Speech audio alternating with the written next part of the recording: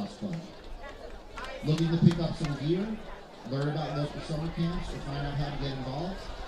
Be sure to head past the main gate and check out our fantastic on-site vendors, including Lacrosse Club Northwest. For program schedules and direct contact info for all of today's featured organizations, visit the OHSLA information table, located right on the concourse. Thank you to all our partners, and let's get ready for some playoff lacrosse.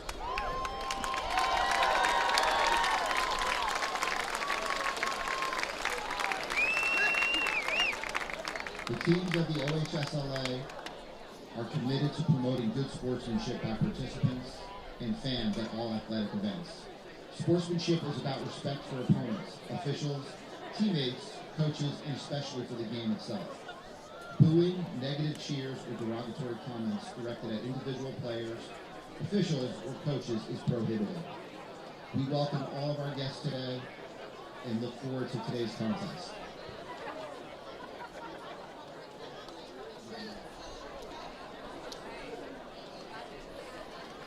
Now, the starting lineup.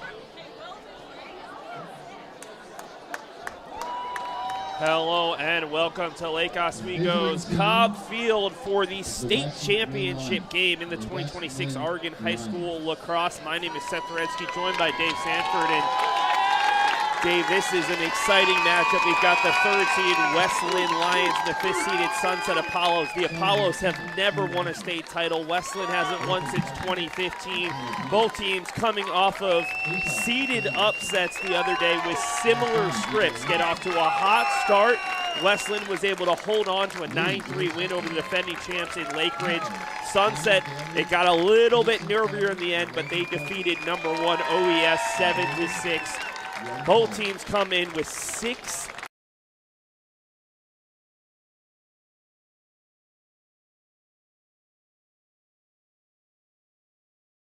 two of the top goalies, some of the best attackers. Literally every position has some of them.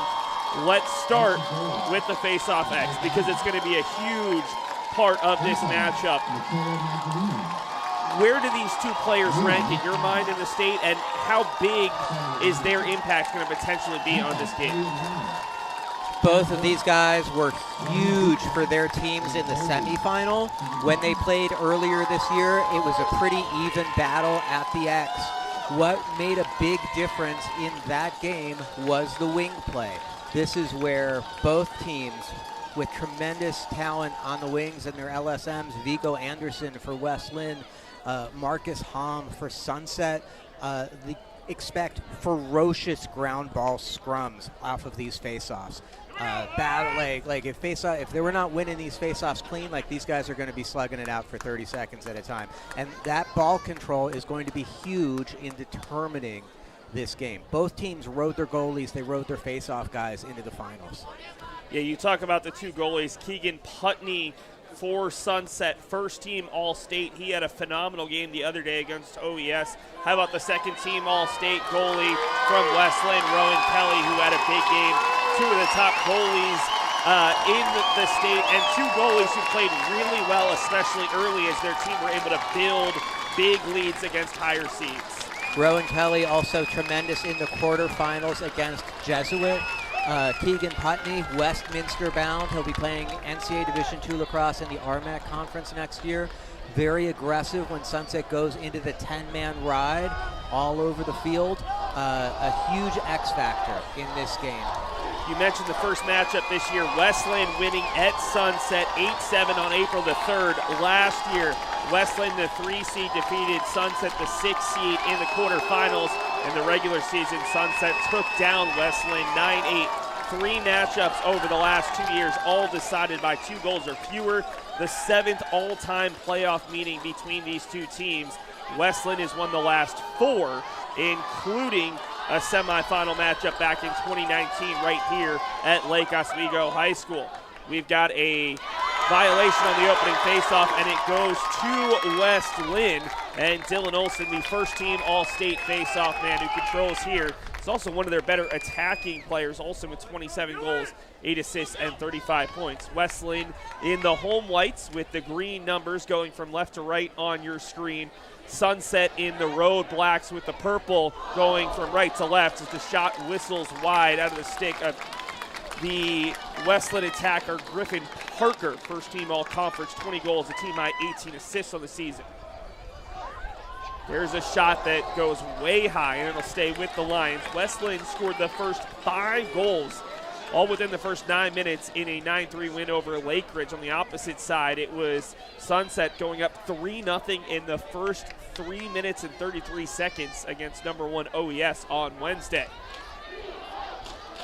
Looking for a shot through the middle, and Putney makes a big save, rebounds loose, huge hit on the attacker, and eventually it's Sunset who almost corrals it. Ball is still loose, and eventually the Lions collect with Drew Renke. First look on offense comes from West Linn as Levi Pearson gets to the middle of the field on the dodge. After a big game in the quarterfinals, a big game in the semifinals, he's quick to trigger on his short stick matchups here. Now West Linn getting into the invert game. It's Griffin Parker with it, sending another shot wide. Been a bevy of shots in the early going for West Linn. Caden Seymour and Levi Pearson with 2 goals apiece for West Linn. Balance scoring in that one. On the opposite side, it was Archie Gold and Nick Ogg combining for 5 of the 7 goals for Sunset in the semifinals. Here's Olsen, the face-off man, sending it just wide. And again, West Linn will retain possession. Minute 20 in, and West Linn has already posted 5 shots, but only 1 on target, and Putney was up to the task. It's Griffin Parker, 38 points on the year. He had 1 of those 9 goals on Wednesday. Working against the long pole of Elliot Werner, and he sends the shot wide.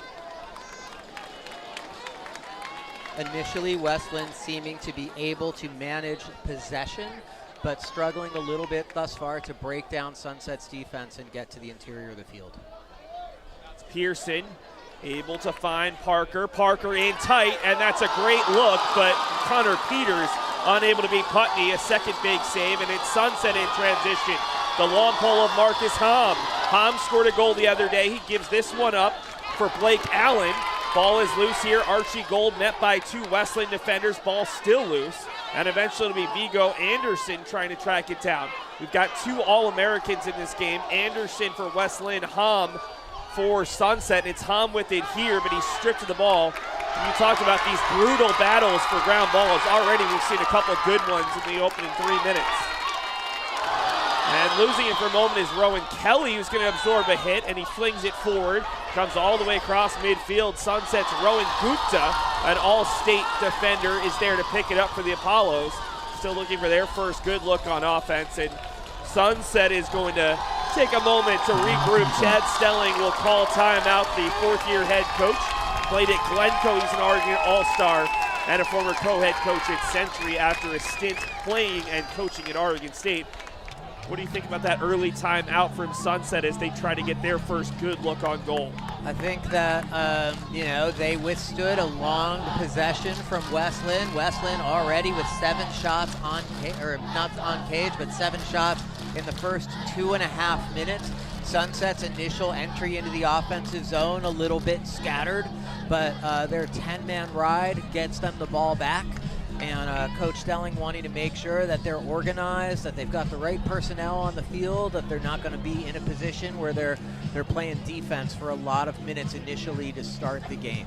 Sunset started out this year 1-3 with losses to Lake Ridge, West Linn, and a loss to the top team in the state of Arizona, Brophy Prep.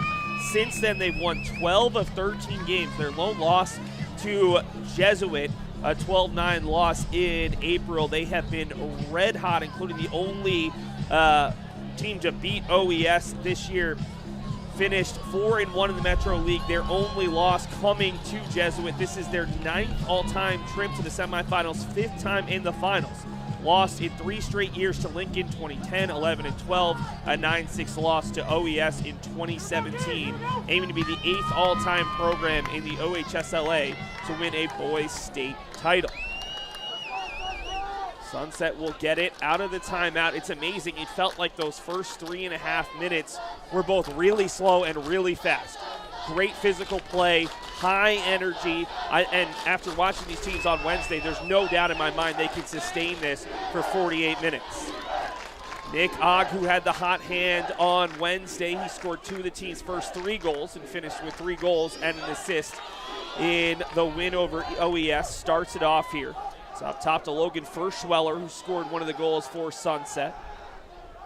And Furschweller will start it up top after playing catch with Carson Phillips. Furschweller taking on his man, going downhill, takes the low shot, bounces wide, and it'll stay with the Apollos. It's a great early offense move. He gets down the alley, gets his hands free. Well-placed shot, low and away. That shot's not getting saved. It's either going in, it's going out of bounds. You get another reset. The ball easily comes in on the backside in the hands of one of your top guys. That's Archie Gold, the Rutgers commit, as a junior. Brings the ball back in. Archie Gold working the long pole of Vigo Anderson to the middle, and another bounce shot. This one from Elliott Ward goes wide. There are still a ton of fans streaming in. You can hear the fans below us, but there's a ton of fans in purple of Sunset walking in right now. 8:34 to go. That shot from Furschweller was officially the first shot of the game for Sunset. Still looking for that first shot on target. This is Elliott Ward looking for an option as he works off the long pole of Logan Colble.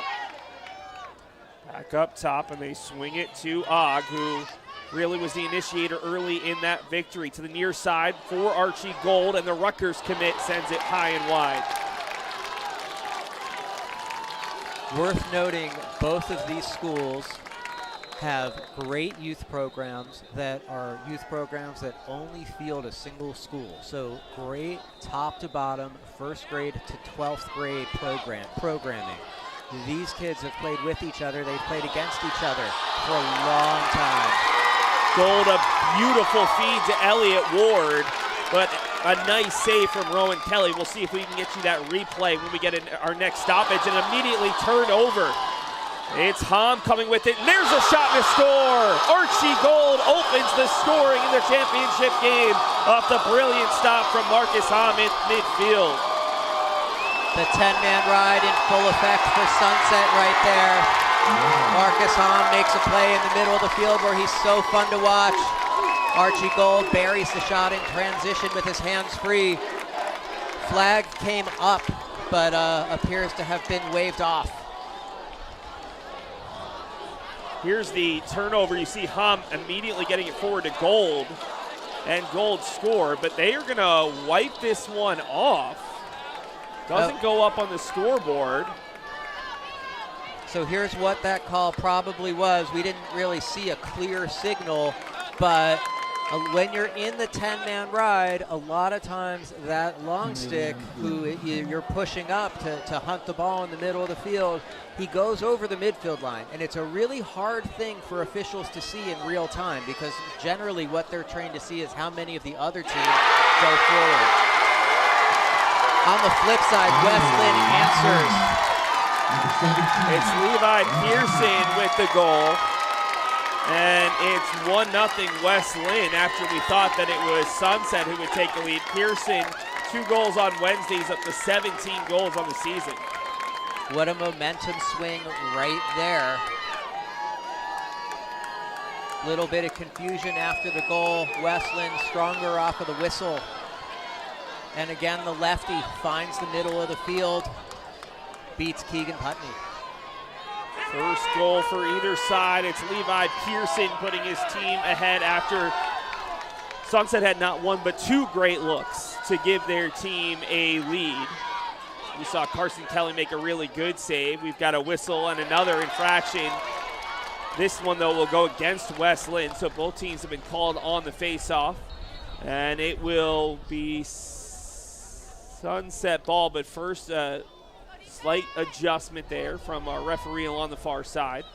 There's been no possession yet, so the attackmen and the defenders have to still be in the offensive box. And that's the when the whistle blows. That's the fourth official along the sideline at midfield adjudicating, and it will be Og to start this possession for the Apollos. Og, another D2 commit, sends a shot just wide of the far post. And it'll stay with Sunset, 13-4 on the year. West Linn 14-5. They've won 9 of their past 10. Third place team in the Three Rivers Conference. That tells you how good the Three Rivers was this year.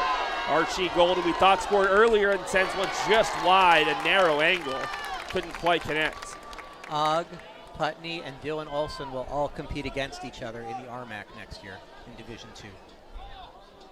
Should be a lot of friendly times before and after the game and some great competition during it, as we've got a whistle against Sunset. It looks like the Apollos committed a mental error there. Hugo Anderson on the clear, able to feed it ahead for Kyle Benson. Benson pushing it forward for Drew Renke as West Linn looks to add a second. Levi Pearson opened the scoring maybe 30 seconds after we thought that Sunset had taken the lead, but they were whistled for offside. Slowing it down now, Caden Seymour. Second line midfielder, first team all-conference. 32 goals, 35 points, including 2 goals on Wednesday. Olsen behind the net. Finds a teammate in Peters. This is a West Linn offense that doesn't rely on 1 or 2 guys. They're a little bit more balanced than Sunset, who really relies on those top 2 of Og and Gold. And West Linn continues to hold on to it as Caden Seymour collects the ground ball. Renke bounces off the long pole of Cam Worth. And all the way behind the net in the form of Connor Peters. Peters, one of the captains of this Lion squad, looking for their first state title since 2015. West Linn won in 2000, 2003, and back-to-back in 14 and 15. Playing in their 8th all-time state title game, 4-3 to this point. Ball loose, and Sunset forces the turnover. Picking it up was Elliott Werner. I think it was the long pole of Cam Worth that forced the turnover. Worth with it here, gets it across midfield and ahead, able to find Elliott Ward. Now we'll see Sunset, who has cut the shot deficit from 5-0 at one point to 8-6. Looking to get their first of the day against a West Linn team that allowed 1 goal in the final 36 minutes to Lake Ridge on Wednesday. Og being badgered. Good defense there by Jacob Korach. Korach still on him. Og gets the shot off and scores. Nick Og is 40th of the year, and we're tied at 1. Good fundamental lacrosse right there. Og wins his matchup, going down the hash, shoulder pointed at the cage. High to high, blows it past Rowan Kelly. Korach does his best to slow him down, but that's just fired through.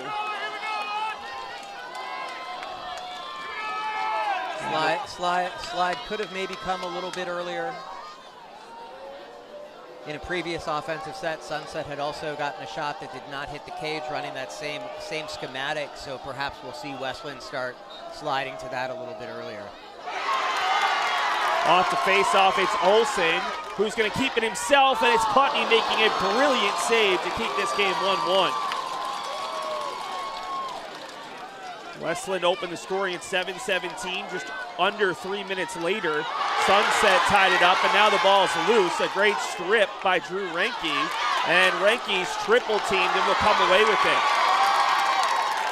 And I think we've got a whistle, and it's going to be offsides on the line. Great ball control, protecting his stick, bringing it inside, clutching it between his shoulders to evade that triple team, even if he was offside, so gotta love the hustle there. You know this is a big game when just below us I can count 11 videographers or photographers, and there's more on the opposite side. The stakes are high for this 2026 OHSLA state championship game, and the fans, you can hear them getting loud. There's still 3 minutes and 42 seconds left in the first quarter. That's the intensity level that we've been getting really since about 30 minutes before this game started. Og, who just scored, gets double teamed. Vigo Anderson, the All-American for West Linn, forces him to pass the ball over to Archie Gold. Gold looking to get a shot up and scores. Archie had one in the back of the net earlier that was waved off. This one will count, and it's 2-1 Sunset. 22 against 22 right there.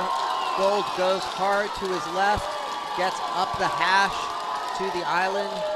Little question mark move, gets his right hand free, and he is able to win that matchup. Picture perfect on the technique, changes planes on his shot, beats Rowan Kelly. Cheers of Archie echo below us. 2-1 Apollos. Archie Gold had 2 goals the other night. That was goal number 37 of the year, closing in on 60 points. A first-team All-State attack. Another face-off violation, this time against Magdaleno and Sunset, and it goes back to Dylan Olson, who's had a slightly better end of things here. As Olson will hold on. Thought Olson had scored earlier, but Putney made an incredible save, and this time Olson sends a shot wide and will head off. Both face-off guys will head off, and coming on defensively is Sully Anderson for Sunset. Anderson in a 1v1 matchup against Pearson, who scored earlier. The attacking sub was Wes McKenna, who has it here for West Linn. 2-1 Sunset, 2:46 to go.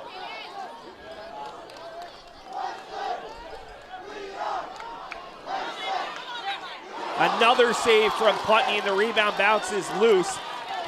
3 players there for both sides, and it's the 4th player coming over. Almost coming away with it was Rowan Gupta. He gets knocked down. Ball is loose once again. It's a free-for-all in the midfield. We've got a whistle, and a West Linn player lost his helmet. Player losing his helmet is what stops play here. Drew Renke will have to leave the field. By rule, he will have to stay out of the game until the next dead ball stoppage of play. So West Linn loses one of their better attackers, 26 goals, 34 points, despite missing 5 games out of the team's 19. 2:22 to go. It will stay with West Linn. And I'll start with Wes McKenna, one of the midfielders, as the 3 referees are going to come over and chat this one out. There wasn't clear possession at the point that the referees blew the whistle because of the helmet coming off.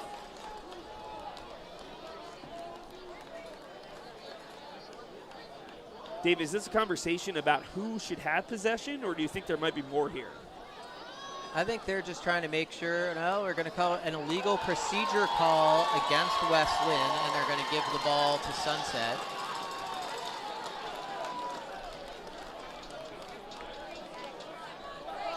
So Sunset with a 2-1 lead after 2 goals in less than 2 minutes. With a chance to potentially add to it. It's Og with the ball here. Not only one of their best scorers, but one of their best players in transition. He easily breaks through. Og still with it, and finally able to be slowed down by Caden Bell, the junior defender. Both teams, fans chanting in favor of their squads. It's Og still working on Bell. Og has a second defender coming over, senses it, and fires it up top for Furschweller. Gold has the most recent goal in this one, working against Anderson, getting down the lane, and it's a big save from Rowan Kelly to keep this at 2-1. Kelly, second team All-State goalie, and the heart and soul of our defense, according to head coach Eric Lopez.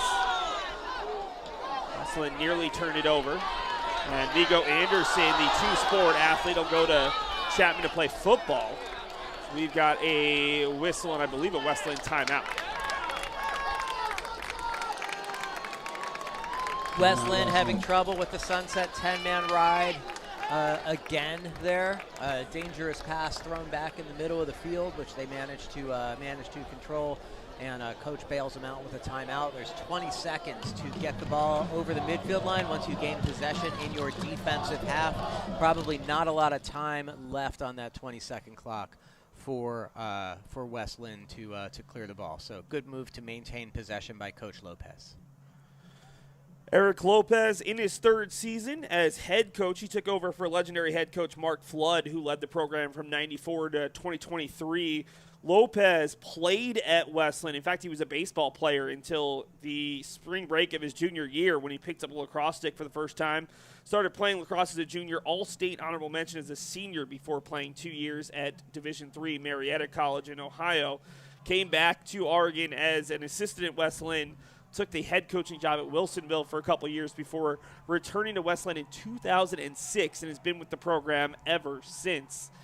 And a chance to bring West Linn back to the promised land, looking for their 5th all-time title and first in 12 years. They were losers in 2019 and 2023 in their 2 most recent title appearances. So it will be West Linn starting, and not a surprise, it's Viggo Anderson, the man with the ball. Anderson can do a little bit of everything and works well with the long pole and the short stick. He will immediately be met by Blake Allen and what I think is Archie Gold. And Anderson still controls here. Facing 3 players in black and gets across. One of the strategies to beat a 10-man ride is just have your most athletic player run through it. That's what you see right there. We've got an offsides call against West Linn as Anderson took it all the way to net and sent it just wide on a very tight angle.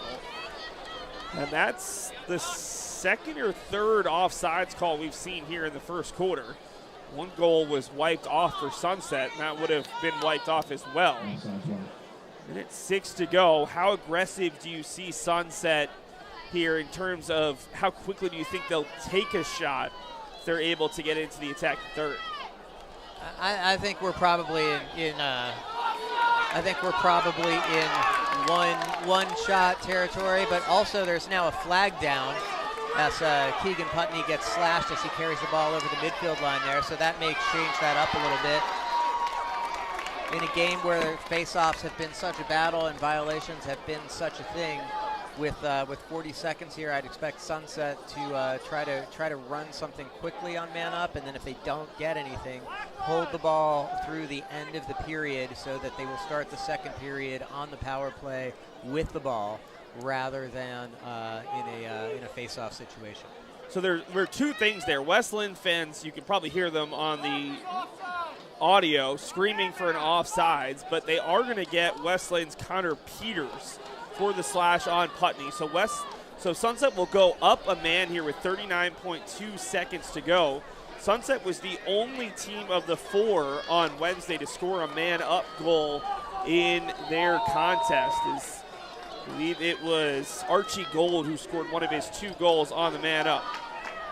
See how aggressive Sunset gets here, or if they'll just wait until the second quarter. Here's a man cutting to the net, and it's 3-1. Carson Phillips, the honorable mention all-conference senior, gets his first of the week, and it's 3-1. Great man-up scheme from Sunset right there. Keeping the ball first with the righties, getting ball reversal behind. A great cut through the middle from Carson Phillips. His man is split in 2 men. He leaks inside. That's an easy catch and dunk. And a huge goal with 28 seconds left in the first quarter to give the Apollos a 3-1 lead. West Linn opened the scoring with Levi Pearson. 7:17 to go in the quarter, but 3 goals in the final 4.5 from Og, Gold, and Carson Phillips with the 5 seed up 3-1. Still a lot of time left. 27 seconds, although we are back to even strength as that'll go down as a man-up goal. Long battle for the ball. Down to 17 seconds and eventually collected for a moment by George Holgren, and instead it's Nick Og. He's got 10. Og will take it himself, long shot, and Kelly's there, and he's going to fire it across midfield looking for an attacker. Instead it bounces all the way to Putney, and that will do it. Well, a extremely exciting first 12 minutes of lacrosse. And before we get an analysis of that first 12 minutes, we'd like to give a shout out to our 2 title sponsors. Today's state championship game is powered in part by Team Oregon Lacrosse, the Pacific Northwest premier club and player development program. From youth beginners to nationally recruited athletes, Team Oregon is helping grow the game across Oregon and beyond through year-round training, club teams, camps, and events.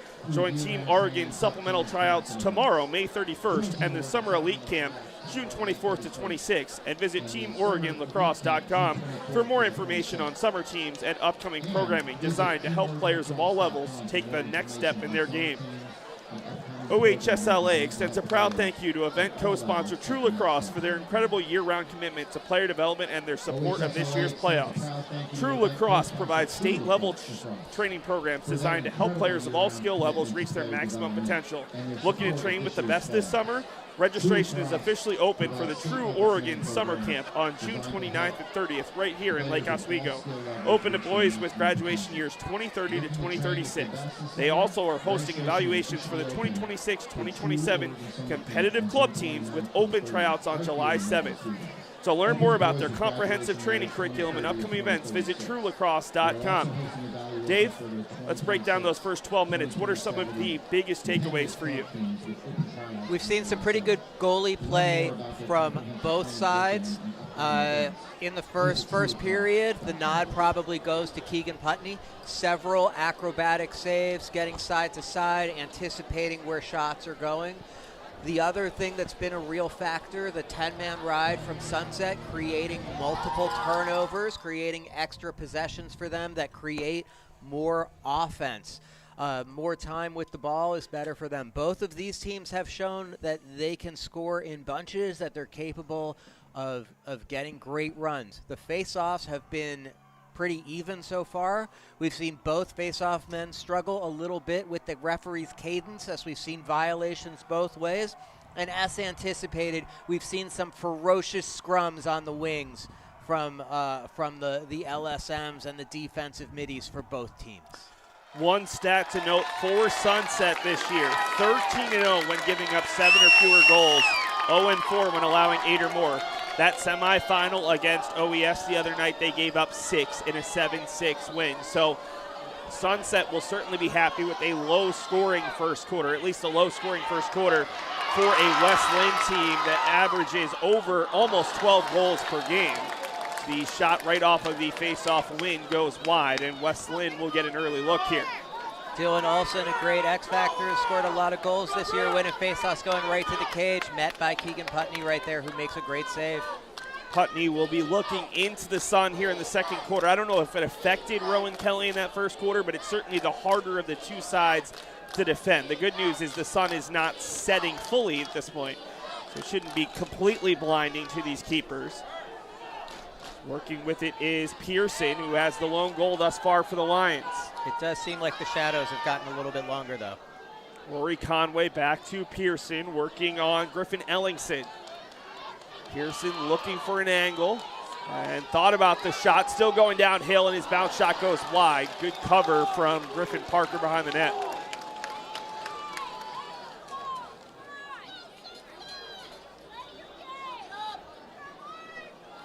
Still dozens of people walking up from the street. I think they're having to park further and further away from the school at this point. I was told people were parking at New Seasons on Wednesday night because there was no parking at the school.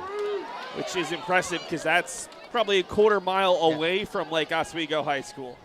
Done a great job of hosting this event. To the far side, it's Rory Conway who's getting pushed off the ball by Sully Anderson. Conway gets it back and draws the flag. Should be a man-up opportunity upcoming for the Lions. Sunset converted on their lone opportunity, stripped of the ball. It's going to stay with West Linn either way, but they're going to try to take advantage of the delayed penalties. Griffin Parker has it to the middle, finds a man, and it's Connor Peters. And now we've got a second whistle as he and Putney connect. I don't know what that second call was. I think that second whistle is probably going to be a push on Sunset. It's probably going to be washed out by the goal. Great display of sportsmanship after the goalie collision. It's both players helping each other up. West Linn doing a great job playing fast, playing in the gray, off of the ground ball, exploiting that opportunity when Sunset's defense is in scramble mode to bring this game to a 1-goal difference. So just like that, West Linn cuts it to 3-2 with 10:17 to go in quarter number 2. Connor Peters, first team all-conference senior attack with the goal. West Linn has scored the opening goal in each quarter, sandwiched around a 3-0 run from Sunset in the final 5 minutes of the first. The initial flag down there in that sequence was also a push, which was wiped out by the goal. So we're 10-on-10 Lacrosse as we come back to the X. Magdaleno versus Olsen. Olsen's had the edge to this point, although we've had a couple of face-offs nullified by procedural penalties. Good battle between the two, and here comes a helper for Sunset. It's Cam Worth, and Sunset gets their first possession of the second quarter. Took them a while to get going in the first quarter. West Linn dominated. Archie Gold dealing with the long pole of Anderson.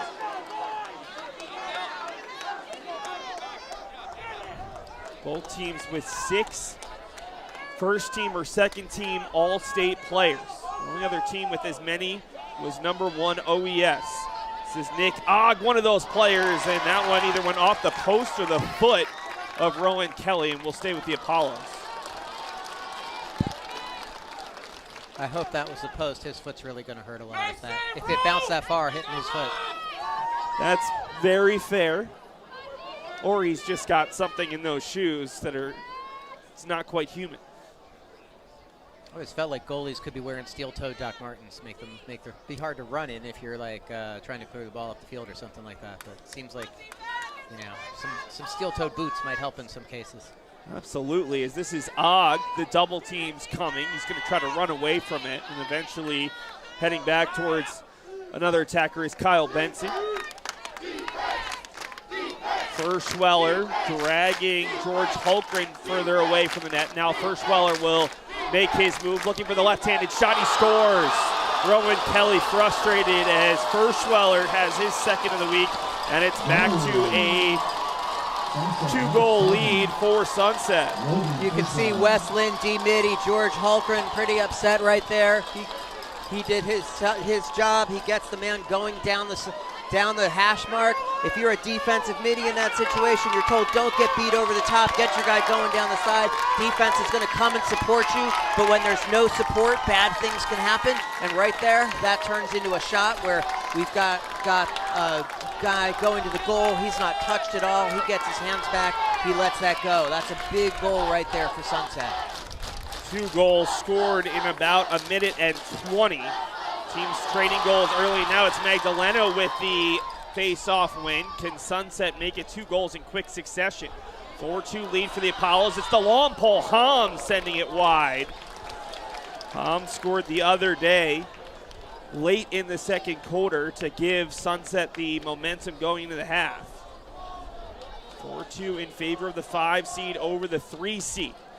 A bit of a change after the last 4 years where number 1 Jesuit, number 2 Lakeridge. Lakeridge last year the champion, ending a 3-year run for Jesuit. And speaking of Jesuit, we'll have a special halftime guest for you, so don't go anywhere at halftime. Dave Sanford will interview a national champion out of the OHSLA. Sunset's Keegan Burley has it here, working against Caden Bell.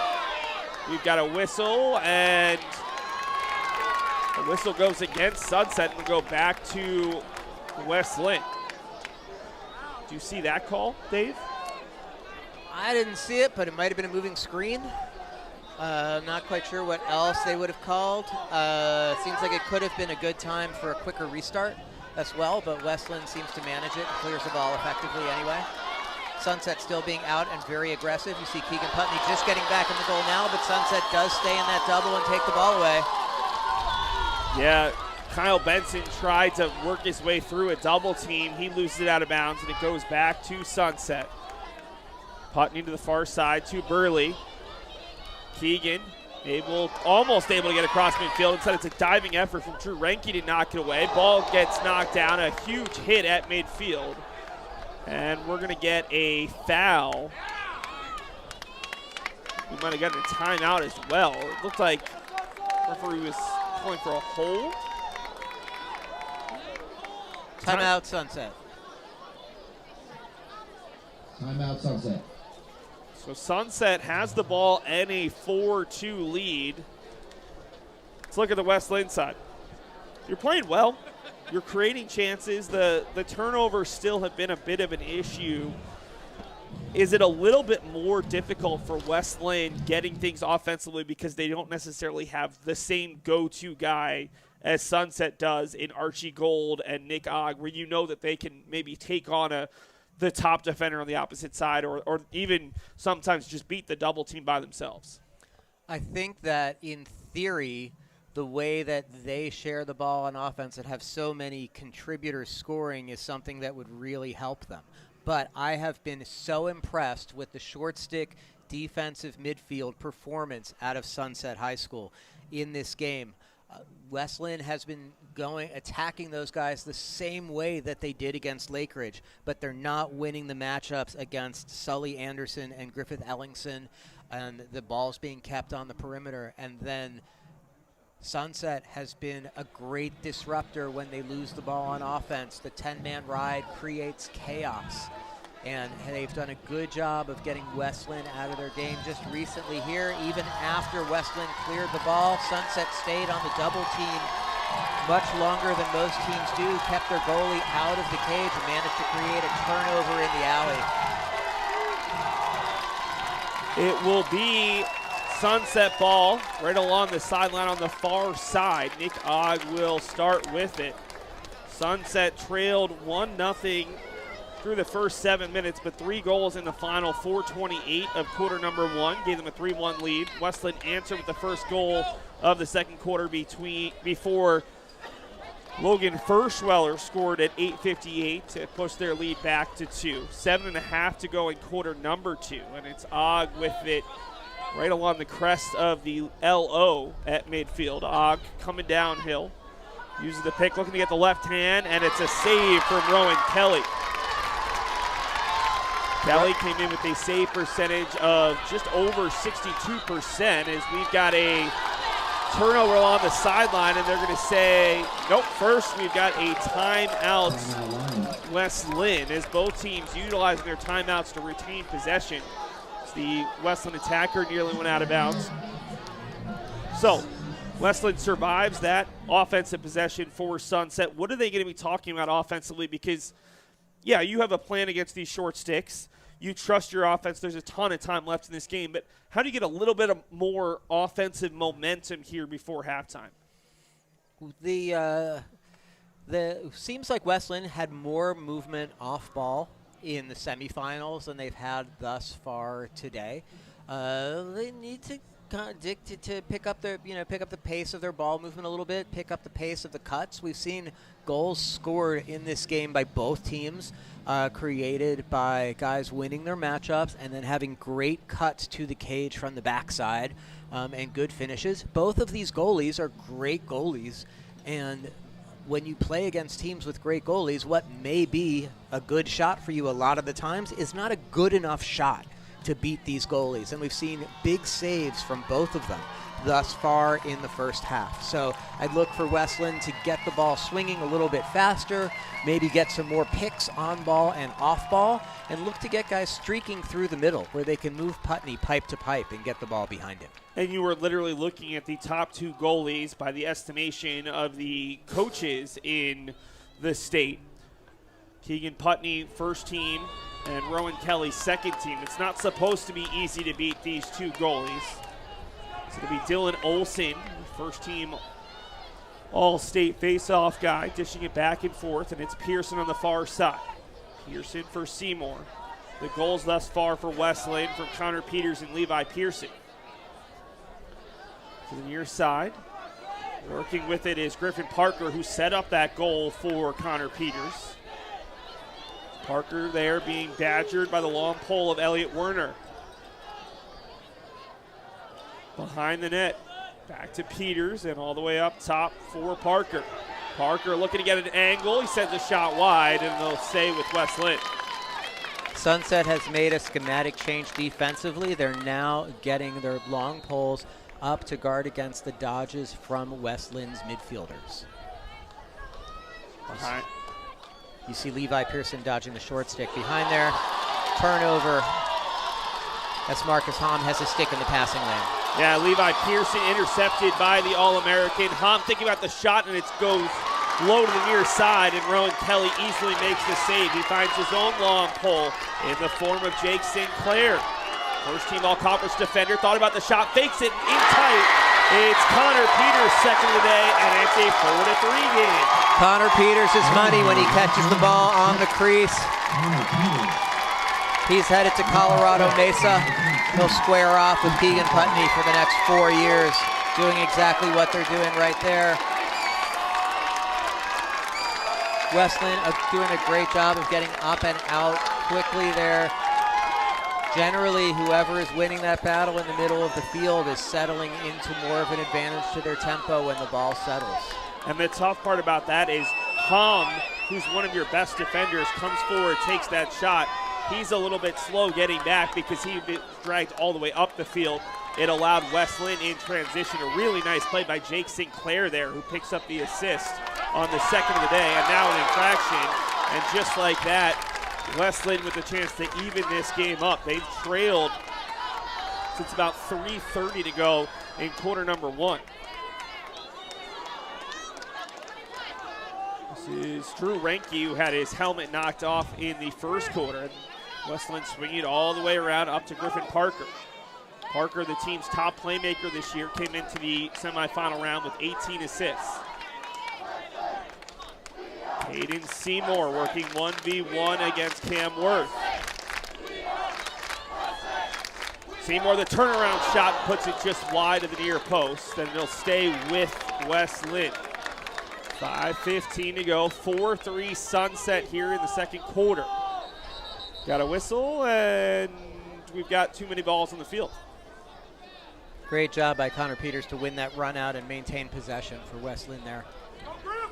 Yeah, Putney immediately turned and saw that there was no one super close and tried to win it for the Apollos. One of these senior classes is going to win a title for the first time in their careers and walk it off. Sunset has never won a title, their 5th all-time championship game appearance. For West Linn, looking for their 5th all-time, but first it's 2015. It's Parker with it. Parker, the left-handed shot. He's got his first goal, and just like that, 2 goals in the span of a minute and 6, and it's tied 4-4.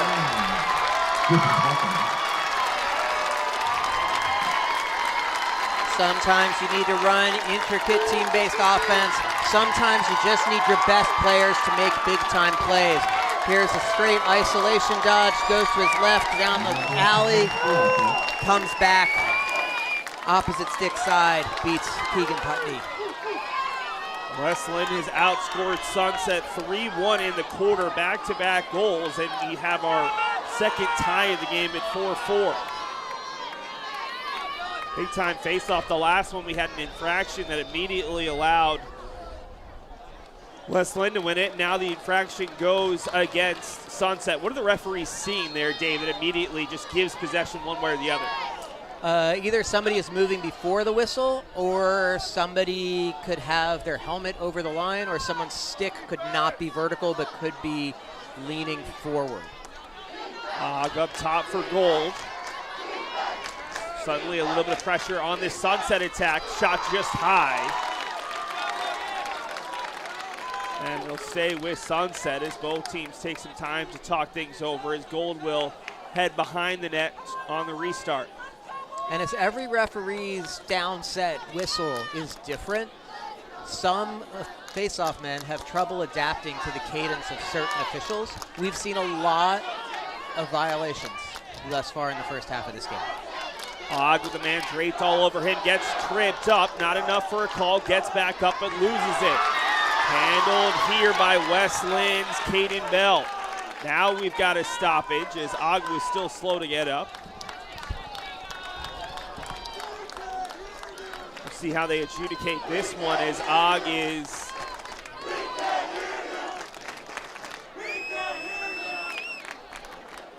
going to be forced to walk back towards the sideline, and Og will have to come off at least temporarily. 4:02 to go before halftime, and make sure to stick with us at halftime. We've got a couple fun things for you here on Oregon Sports Beat. It's West Linn ball. Vigo Anderson back to his goalie, Rowan Kelly, and all the way to the far side. The long pole, Jake Sinclair. Back to Kelly. Kelly will swing it to the near side as Logan Coble. Coble, second team all defense senior, and he's able to feed Pearson. Pearson through the double team. Chance for West Linn to take their first lead since under 5 minutes to go in the second quarter.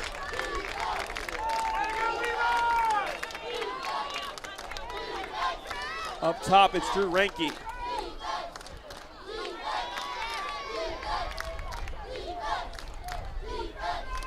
Controlling it here is Griffin Parker. Parker to the top for Dylan Olson.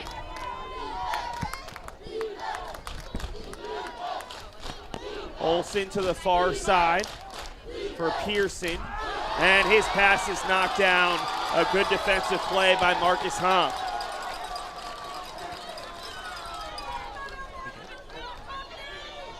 Chance for Sunset here. All of a sudden it feels cagey in the final 3 minutes, and a chance for a big hit. And Hum is stripped of the ball, but only momentarily. West Linn appears to be offsides. And, yep, a fan recognized it just after you did, and now the referees do. So see how aggressive Sunset gets here with the ball. They led by as many as 2 on 2 occasions, and they will have a chance to go a man up for the second time potentially, as that pass is behind the attacker. That was Carson Phillips who couldn't make the catch, and now we will get a whistle. And Sunset with a chance for their second man-up opportunity, second man-up goal, as it was Carson Phillips who actually scored the first man-up goal. Offside right. Worth noting right now that we've been joined in the press box by Porter Malkiel, former Jesuit player, high school All-American, one of the bright stars coming out of Oregon Lacrosse, and the first to win a NCAA Division I national championship. He'll be joining us at halftime, so make sure you stay tuned. Yeah, don't go anywhere. We'll have Porter jump on immediately. So it's controlled here, and a chance for a turnaround shot from Gold, who's got his second. And just like that, Sunset's man up stays red hot, 2 for 2, and they lead it 5-4. Archie Gold carries left to the middle of the field. He gets the goalie, Rowan, off of the near pipe, and then bangs it back near side. Sunset managing to quell the run of West Linn and maintain their lead and their momentum with just under 2 minutes left in the first half. Elliott Ward with the assist on that one, the sophomore attack. Gold had 2 goals the other day, including a man up. He's got 2 goals today, and he takes his total to 59 points on the season. Big time face-off here with 1:59 to go in the first half. This time no whistles, and Dylan Olson almost had it, and Magdaleno is able to grab it. Mateo thinking about the shot, pushes it wide, Gold closest, and it'll stay with Sunset. This seems like with all the violation calls that we've had, that time Olson thought that he went early or thought he was going to call to get early. He stopped. Referee didn't blow the whistle. It's felt like both of these guys are a little bit nervous at this point to go early. Kind of taking away some of the fun of what we expected to be one of the biggest battles in this one.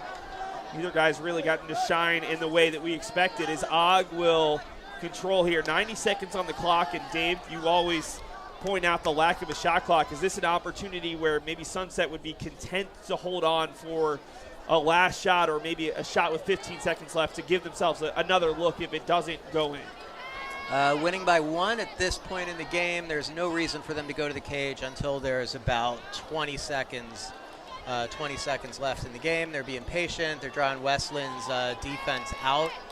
West Linn's really not doing anything to dictate tempo or force Sunset to go quicker than they want to go. You're just in a point where the best defense is a deliberate offense, and if you have the lead, you have the ball in your stick, it's really hard for you to get scored on. On the other end, you see Sunset calling off their 10-man ride. They're going to play it conservatively if they lose the ball, just looking to get to halftime with the lead. 35 seconds to go here. Ogg finally gives it up to Elliott Ward, who had an assist on that last goal. He gets knocked down. It was the defense of Jake St. Clair, and now it's Wes Linn who can play for the last shot with 20 seconds to go. They're not going to face that 10-man ride. They elect to throw it deep, and it's almost caught there by Griffin Parker. Instead, it's Connor Peters collecting with 10 seconds left. Got to go fast here. He's got 8, looks down the field, 1v1 against the defender, who's first Schweller, pass to the top, looking for a late shot, and Putney able to make the save on the distant look from Caden Seymour. At the half, Sunset leads it 5-4 in what's been an entertaining back and forth game. I'm going to hand off my headset to Porter Malkiel, and we'll go right into an interview with the national champion.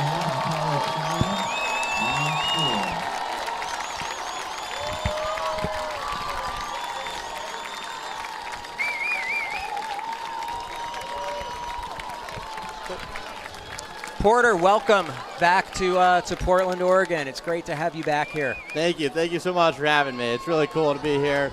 Big environment. Very cool. Tell us, for people who don't know, Porter Malkiel, longtime successful player, first at OES in middle school, then at Jesuit through high school, before going on to play at Princeton. I first met him when he was a 6th grader. I was putting together a team trying to make it to the World Series of Youth Lacrosse, and his dad hunted me down and said, I got this kid, he's a 6th grader, he's pretty good. We want him to play against big guys because we want him to be tough.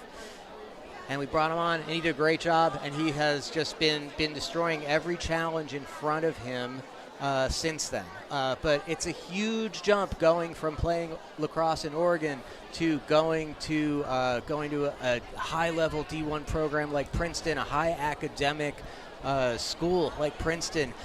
Give us an idea of what it's like for you being there, and things that you thought were really pivotal for you as you were going through high school here in terms of putting yourself in the position to be where you are today. Yeah, definitely. I mean, it's definitely a big jump going from high school to college. I think the biggest thing for me was playing at Jesuit really prepared me. I think playing under Coach Gleason, Coach McKinney, and Coach Marcotte really gave me what I needed to do to succeed at the next level. And I think that the biggest thing for me was always just enjoying the game. Even when I was in high school, just enjoying every part of it. Really just, it's hard to play in college. It's a lot of work every day with practice and regular academic schedule. And so I think really just trying to have as much fun as possible is really what I thought. What were some of the highlights of your season? Leading up to, I mean, obviously, like winning the national championship is the biggest highlight. But just on the journey of getting there, what are things that really stood out to you as defining moments? Yeah, I think in the beginning of the year I dealt with some injuries, and so being able to just try to prove myself and play on the field was definitely something that I'm very proud of. And I think I played on a line with 2 kids in my grade this year, and so having a connection with those 2 was really something special. And I just think that a big standout from our team is the culture. The culture of our team, the seniors really lead the way, and so I think those are a couple of things that really stood out to me from this year.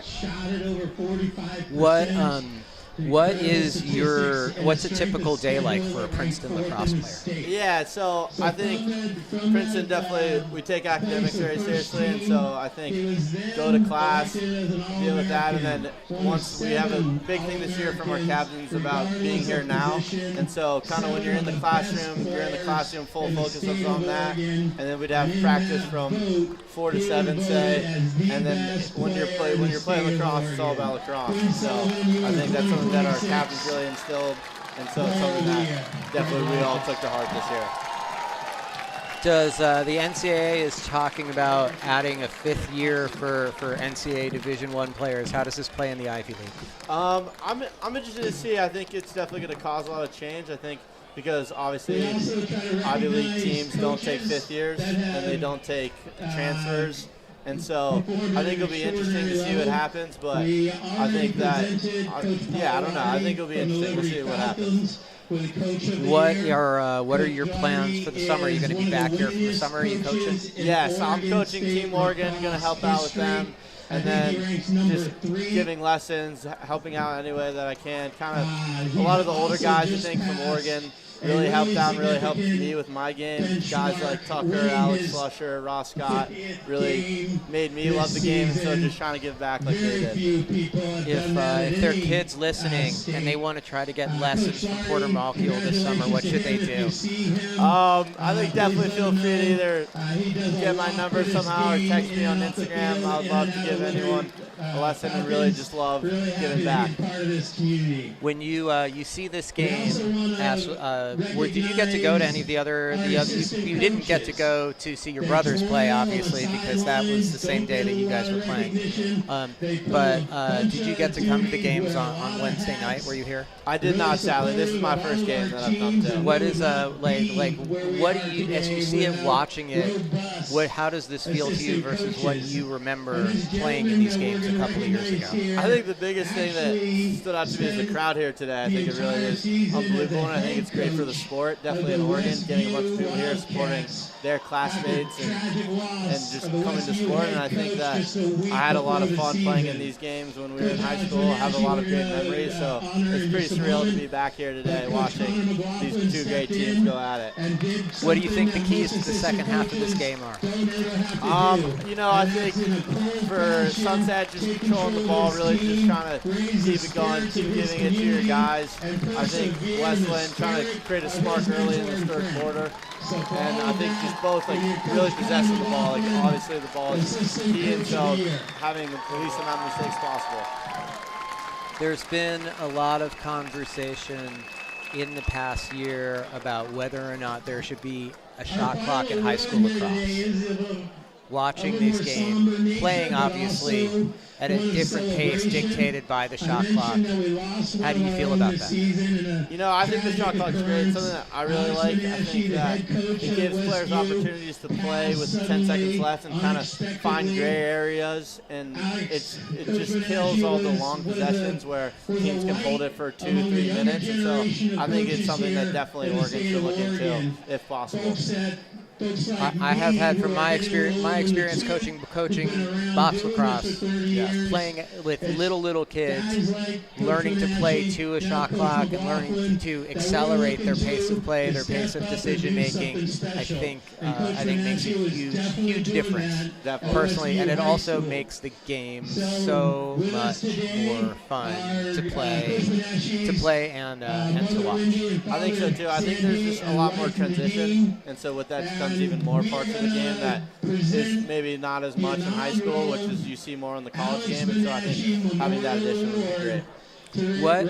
What tips do you have for somebody who's a freshman or sophomore in high school who's about to start going through the recruiting process? I think really a lot of people can get caught up in social media today and what that looks like. And so I think just really trying to focus on why you play the game, what's your why, really just trying to enjoy it. Lacrosse is a sport at the end of the day, and when people try to think about it too much and stress themselves out, you won't play as well as if you just have fun and enjoy it. That's great advice. Are there any moments that you would characterize either through your high school experience or your college experience as real turning points where you had difficult moments and fighting through adversity and really, what did you do to get through those tough moments that you could share with players who might be going through some of those moments right now? Yeah, I think in high school, obviously, played and had a great time on my team, and then in college when I came as a freshman, I was not one of the best players on the team at all, and had to really came and was wow, everyone's so good. And so my freshman year, I didn't play that much, probably played in 6 games in fourth quarters and really didn't play, and so I really had to think like, oh, do I really want this? And so for the next year, I really just try to give everything I could to lacrosse and try to give it my all. And so I'm pretty proud that in the end it paid off. That's awesome. So there you go, guys. If it's not going your way yet, you just got to keep working. Just keep going, keep enjoying it. Try to just take it day by day. You can't think about it too far in the future. Just really think about in this day, like, how can I get better?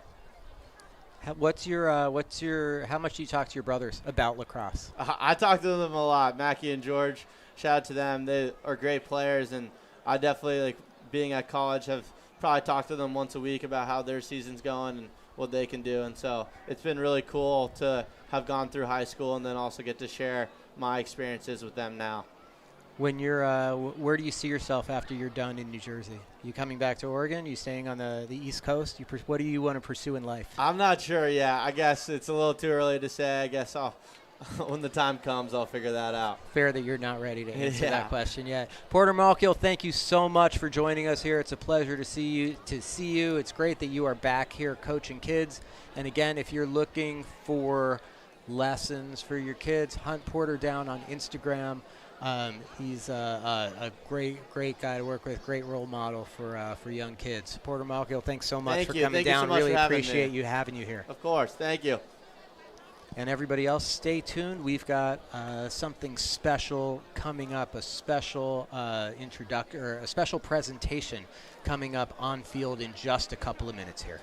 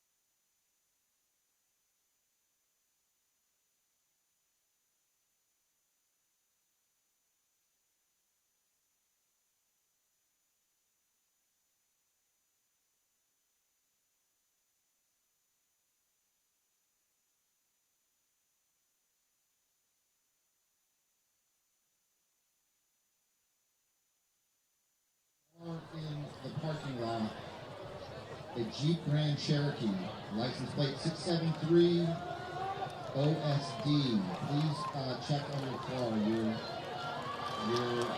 trunk is ajar and open. Grand Cherokee, license plate 673 OSD. Thank you.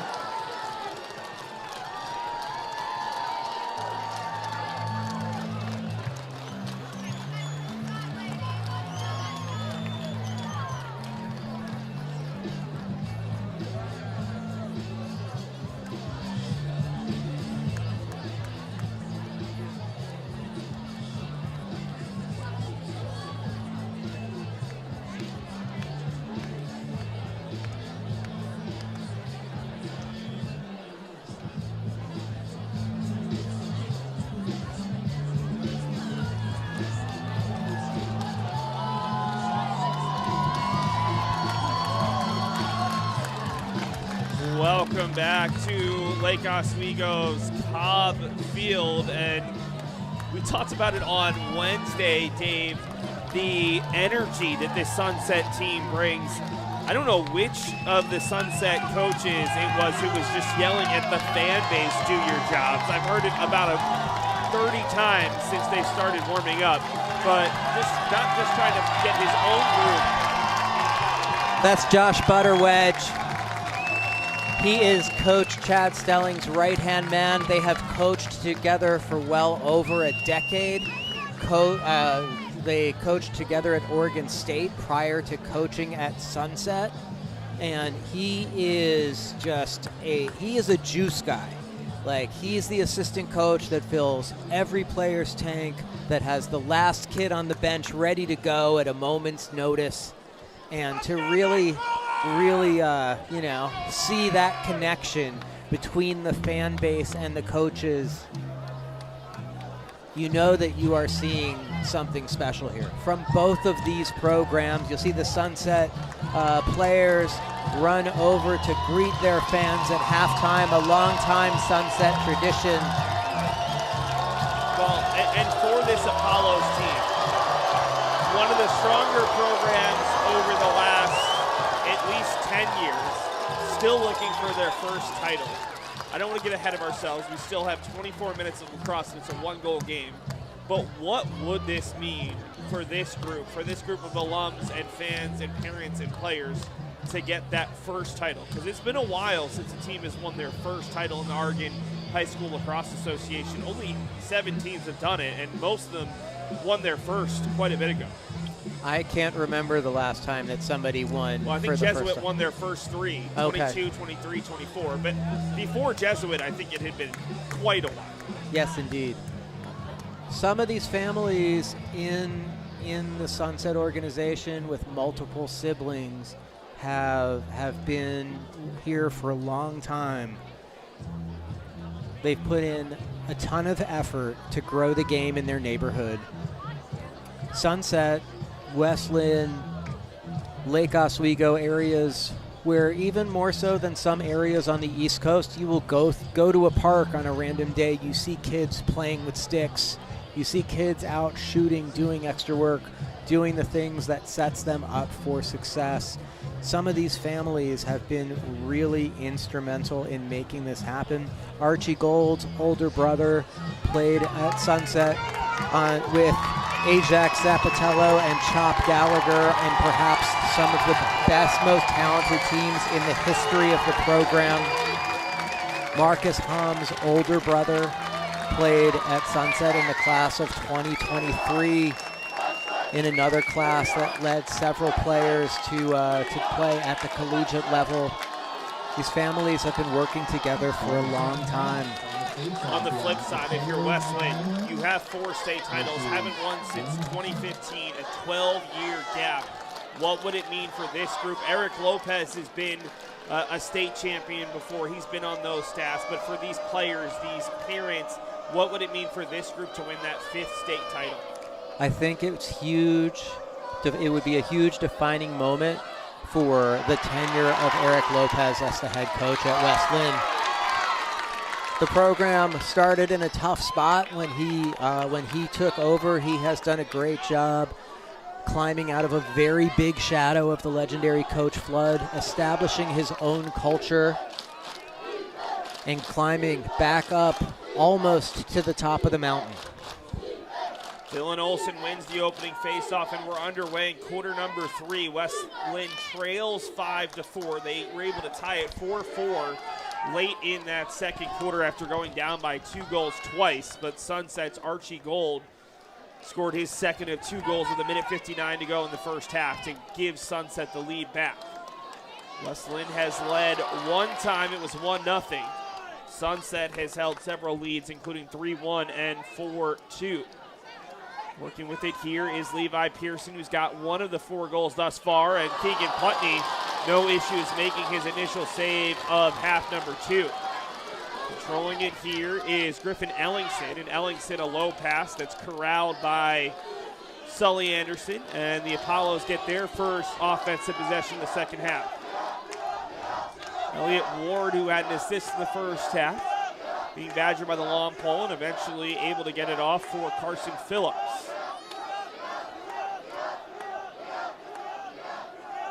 Sunset's defense does a good job there of getting Pearson to take a shot that their goalie is comfortable handling. Gets up and out and back to offense quickly. Ogg working against Rory Conway. Double team comes and he gives it up behind the net for Elliott Ward. Ward looking for a passing option up top for Logan Furschweller. Furschweller's got one of the 5 goals for Sunset. Ogg 2 from Gold Phillips and 1 from Furschweller. This is Carson Phillips over for Elliott Ward, and Ward up top for Logan Furschweller, the senior midfielder. This is Gold looking for a hat trick, has it stripped away by Anderson. Anderson doesn't realize the ball popped out as he continues to take some whacks, and it was corralled by the goalie, Rowan Kelly. Sunset in their 10-man ride. You see the floater in the middle of the field. Marcus Hom waiting to jump the ball. Vigo Anderson releases to the far side and finds Pearson. Putney getting back, has a couple defenders helping around the net, and the shot goes wide, but Drew Renke picked it up behind the net. Super high IQ play by Drew Renke right there to be in position to back up that long shot against the open cage by Pearson. Yeah, we saw OES a couple times take that long shot, and it went wide, and it went straight back to Sunset on those empty net opportunities as Putney was getting back. It's also so essential that the defenders help out, provide a little bit of resistance, as that turnaround shot goes right into the body of a player by Rory Conway, and West Linn gets it right back. Good defensive effort by Griffin Ellingson, Drew Renke. The second chance possessions after ground balls are going to be pivotal in the second half of this game. 8:30 to go in quarter number 3, still scoreless here in the third quarter. It's Griffin Parker being badgered by Elliott Werner. On the turnaround, Putney makes the save, gets knocked into his own net. The net comes off its moorings. And let's see who the foul is on, as it was Caden Seymour who went into the goalie, but did Seymour initiate the contact, or was it because he got pushed into the goalie? The referee's signals appear to indicate a push. And the ball is going to come back to West Linn. Don't think this is, well, no, this looks like it is going to be time serving. Yeah, Rowan Gupta, the second team All-State defender, is going to have to serve it. Second man-up opportunity for West Linn, who did not score on their first one. Sunset is 1 for 2 on the man-up. West Linn with a chance to tie this game. 4 minutes gone by in quarter number 3. Sunset, interestingly enough, did not score in the second half of their 7-6 win over OES. They need to score some goals in this one. I don't think they'll be able to hold this West Linn team scoreless for the entire second half. Keegan Putney watches that shot go wide off the stick of Dylan Olson. The difference is these two teams both had big leads going into the second half. It's a much closer game than either team's semifinal.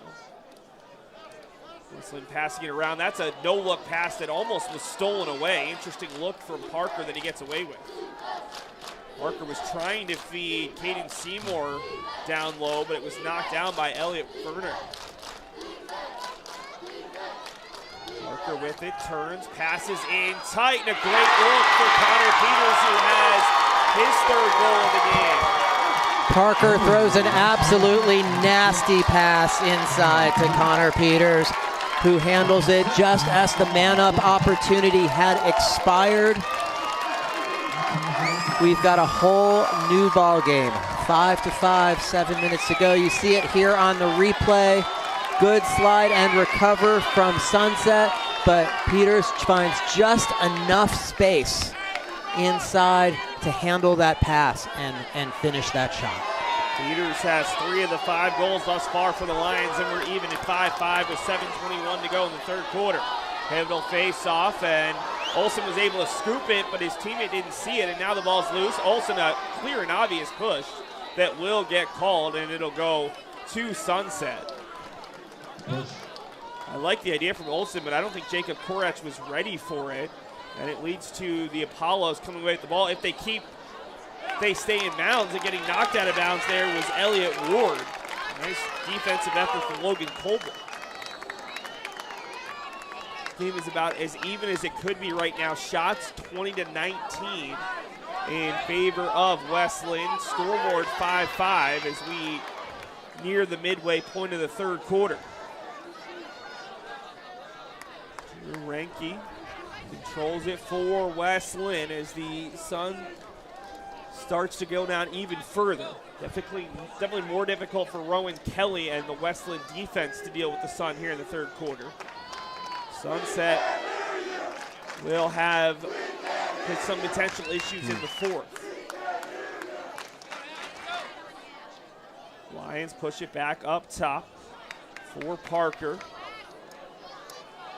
On your side for Pearson. Talks about not having a go-to goal scorer, but thus far, Connor Peters has been the top goal scorer in this one. And in tight, and is it a good goal? No, they wave it off for a crease violation. Caden Seymour thought he had given his team the lead. Both teams have now had a goal waved off.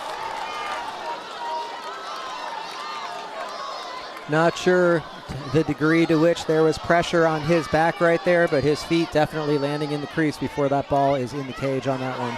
Yeah, at our next stoppage, we'll see if we can get you that replay if it's available. This is Werner in a tight spot along the sideline, throws it across. Easy play for Anderson, but first a whistle and a hold, and it's going to be a timeout rather. And Sunset getting the timeout before the turnover. Well, Sunset had a slight edge at the end of the second quarter, but West Linn has come out with a ton of energy. What adjustments, if any, have you seen out of Eric Lopez's group here in the second half? The main difference right now, I think, is the energy that they're playing with, the pace that they're playing at. They're creating, putting more pressure on the ball carriers from Sunset, making it more difficult for them to possess and play offense at the pace that they want to. And then they've got nice ball movement when they're on offense, still maybe not winning their one-on-one matchups as much as they would like to, but doing a good job of controlling the tempo of the game. If you're Sunset here, it's been a bit since you've scored. They scored their last goal with 1:59 to go in the second quarter. How do you make the most of this offensive possession? You haven't had a ton of them here in quarter number 3, still looking for that first goal. Is it finding a way to open up an opportunity here for Golden Og, or are you looking for a little bit more of that secondary scoring? We've seen Firschweller find the back of the net, Carson Phillips. How do you utilize those top 2 options? They seem to be initiating their offense primarily from their top guys. I would expect that to continue. The complementary players on their offense do a great job cutting, creating space off ball, and those are combinations are what have been creating their best scoring opportunities. Also, we're kind of like getting to a point where the sun might be in Rowan Kelly's eyes a little bit, and that might be more of a factor. Absolutely. Sunset will start with the ball. Looking for that first ever state title in their 5th ever title game appearance. It's Archie Gold to start with it, up top to Nick Ogg. Both players going on to play high-level collegiate lacrosse next year. This is Ogg, the left-handed shot. I don't know if Rowan Kelly saw it till the end, but he's able to make the save. We got a whistle. And it goes against Sunset. And what do the referees see there that gets the ball back to the Lions? Some kind of a crease violation that I did not see. The long pass sputters through midfield and ends up with Sunset getting it right back. A good play by Rowan Gupta, who was whistled for that last penalty for Sunset. Now it's Werner trying to get it around through the midfield, able to find Ogg going downhill. Ogg thought about the shot. Instead, he passes it to a teammate who might have lost it in the sun, and that was Blake Allen, unable to make the catch. Goes both ways with the sun dipping. I feel like that could have been a really good opportunity for Sunset right there if they connect on that pass. They had a good 3-on-2 on the side right there. Logan Coble fires it back for Kelly, and a little bit of pressure to the far side for Anderson. Anderson is a one-man press break as he looks to get around the double team, and we've got a whistle and potentially an offside or a timeout. It's the timeout. West Linn will use their timeout. Eric Lopez assisted by Rick Maxa, Corey Etheridge, Ashton Johnson, and Neil Bateman. And while we've got a moment, at halftime, there was a ceremony to honor Alex Menashe, who sadly passed during this season. Dave, we don't have a ton of time, but can you talk about the importance of Alex to the Oregon lacrosse community?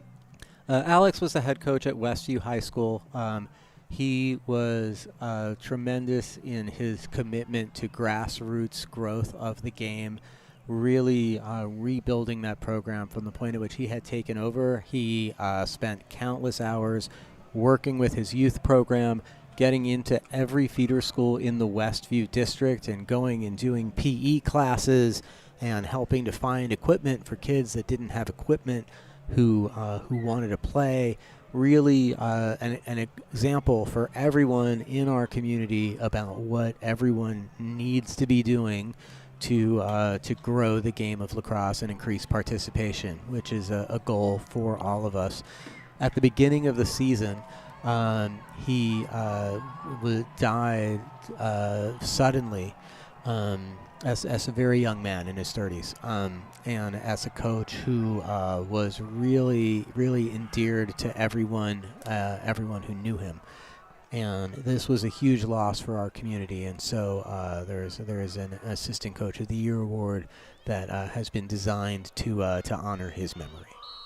Well, we certainly hope that everyone that has been touched by Alex can enjoy today and enjoy something that he has certainly made an impact on over the years. Oregon high school lacrosse, so many put in countless hours, and right now we return to action with 4:15 to go, tied in the third quarter of this state championship game.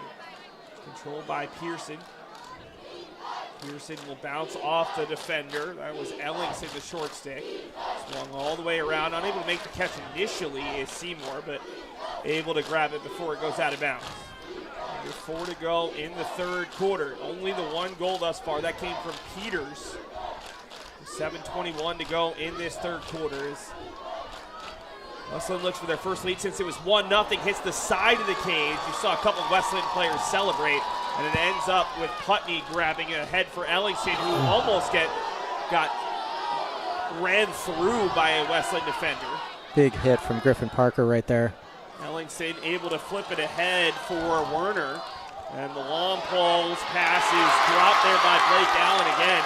Maybe struggling with the sun. We go the other way. It's Jake Sinclair calling out directions for Renke, and Westland will slow it down as they send the long pole back across midfield and try to get their attack out there. It has been all West Linn in this third quarter. We thought the Sun might be advantaged Sunset, but a couple times the Apollos have been the ones struggling to make catches because of the Sun. West Linn has not led since 4:28 to go in the first quarter when Sunset scored their first of 3 straight goals. Apollos have led by 2 multiple times. West Linn has had 1 lead at 1-0. Griffin Parker here, a low shot, and Putney up to the task, and Parker is down after the play. Took a big hit, and they're going to check on Griffin Parker as a goal and an assist in this one. And he's back up on his feet, thankfully. Eric Lopez came out and checked on him, and he's going to bring him over the sideline. Seen a couple players have to come off because of some big hits. And it will be Sunset ball on the restart, and they are going to bring Og all the way back to the defensive end, and this ball might never leave Og sticking until they get set up in the attacking third, just like Vigo Anderson. He's a one-man breaking crew. He gets through the first, through 2 more, and he might not give up the ball before he shoots. Og still with it. Right-handed shot just wide. That's the talent of Nick Og, who had a hat trick in the semifinals against OES. We saw a really high IQ play from Rupta back there prior to the restart. Ball was in his stick. He put the ball down so that the referee could not restart play until Og was back there to pick it up. This is Gold over to Og, off the underside of the crossbar, long rebound, and it will stay with Sunset despite the efforts of Jacob Korach. Korach, an interesting story, honorable mention team all conference. He sat out the previous 2 years before returning this season, and an important player is Og is. We've got something going on the other side of the field. Their coach is on the field. Yeah, Og is getting a hug there from his head coach, and I think he's going to have to come off and be checked by the trainer for Sunset. That's, I think, the second time he's been forced off, and certainly makes it more difficult for Sunset to get their best look without one of their best scorers, as he'll be replaced in the field by Keegan Burley, who starts with it here. Being badgered by Korach. Burley still with it with under 2 minutes to go in the quarter. Low pass there, trying to find Elliott Ward, and another turnover by Sunset. That's for West Linn in transition. They're going to get around the defender to the near side, errant pass, and this is probably the sloppiest we've seen either of these teams, although there is a flag on the field. I thought that was just going to be a turnover, but we might get a man-up opportunity, and let's see who's going over to the penalty area. It looks like Carson Phillips is the guilty party. This will be the second penalty of the game on Sunset.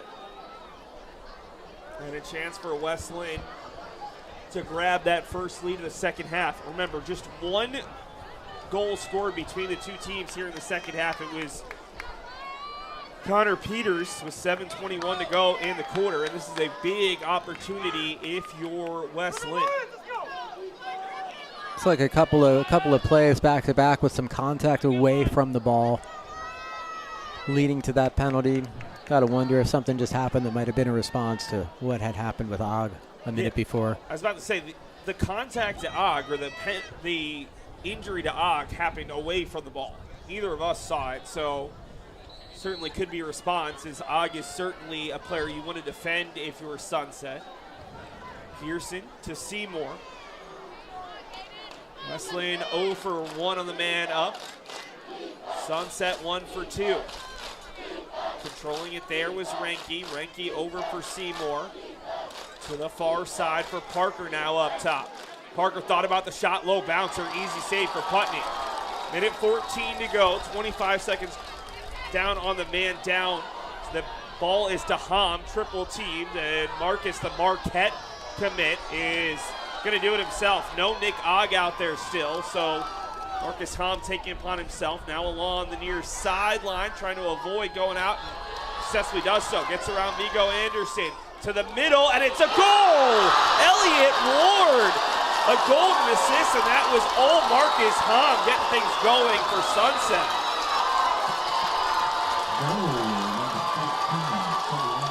That's actually Sully Anderson on the goal. Defender to the short stick defensive midi, pushing the break.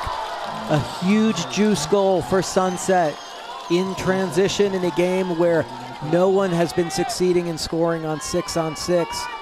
Swings the momentum. I don't know how I saw 1 instead of 1-4 there. Thank you for that one, Dave. Sully Anderson, the second team all-conference player, converted LSM with his first of the week. That goal snapped a stretch of 13 minutes and 12 seconds without a goal for Sunset, and they're back on top 6-5. Winning the faceoff is Magdaleno. That's, you can believe it, just our third faceoff of the quarter. 36 seconds to go. We're back to even strength. That was a man down goal. Sunset with a man up goal and a man down goal in this one. 22 seconds left. Sunset has Og back in the game and with the ball. Can they add to their lead? This felt like Westland was going to take the lead. They had the momentum for most of the quarter. This is knocked down by the opposing number 8. That's Korach. Korach across midfield with 4 seconds to go. Battling for it is Renke. Renke, can he get a shot off? He does, but it won't get there and beat Putney. And we go into the fourth quarter with Sunset still holding a 1-goal lead, just as they did heading to the third quarter. Let's take a moment to shout out our sponsors. True Lacrosse is thrilled to support the 2026 OHSLA Championship game as an event co-sponsor. They provide elite training and field competitive travel teams for boys in grades 1 through 12 at the state, regional, and national levels. 58 players who trained with True were recognized with postseason conference honors for the 2025-2026 high school season. Register for the True Oregon Summer Camp on June 29th and 30th right here in Lake Oswego. Open to boys with graduation years 2030 through 2036. If you're looking for an off-season lacrosse opportunity, True Lacrosse also has opportunities with Oregon's Timber Kings, one of the Northwest's premier youth box lacrosse programs. Find out more at truelacrosse.com or by visiting Oregon True Lacrosse on Instagram. Team Oregon Lacrosse is proud to support the continued growth of lacrosse across the Pacific Northwest, helping develop skilled players, confident teammates, and future leaders both on and off the field. Through elite coaching, competitive travel teams, camps, and training opportunities, Team Oregon continues to raise the standard for player development in Oregon and beyond. Don't miss the Team Oregon Summer Elite Camp, June 24th through the 26th, featuring some of the top players in the world, featuring elite lacrosse talents Ajax Zapatello, Owen Grant, Ross Scott, and Mikey Weishar, a combined group of PLL All-Stars, All-Americans, National Champions, and Team Canada standouts. Learn more and register today at TeamOregonLacrosse.com. Dave, 12 minutes to go in this one. A cagey third quarter, 1 goal for each side. What's the conversation? Starting with West Linn going into quarter number 4. There's a tight line to ride here because this is a situation where whoever is going to win this game is going to make it because their big-time players make big plays in that moment. At the same time, it's important not to be reckless, to stick to your fundamentals, to enjoy the moment, and just play the game that these kids have played, many of them since they're 5 or 6 years old, as hard as they can. Like it's the last shift of their lives, which for some of them it might be. On Wednesday, the stars for both teams were the goalies. Rowan Kelly and Keegan Putney, they both played really well today. Will they end up being the stars again here in the fourth quarter, or will someone else step up as Olsen wins the faceoff? He's looking to go to goal, and he has it stripped from behind. A great defensive effort from Marcus Hom. Hom had the assist on the go-ahead goal late in that third quarter to Sully Anderson. He kind of initiated the transition with Nick Ogg out. Ogg is back in as the long pass reaches Cam Worth. We've seen this a little bit more from Sunset, sending the long balls forward, and the goal is Nick Ogg. Ogg's second in the game, and just like that, Sunset has their third 2-goal lead, just 31 seconds into quarter number 4.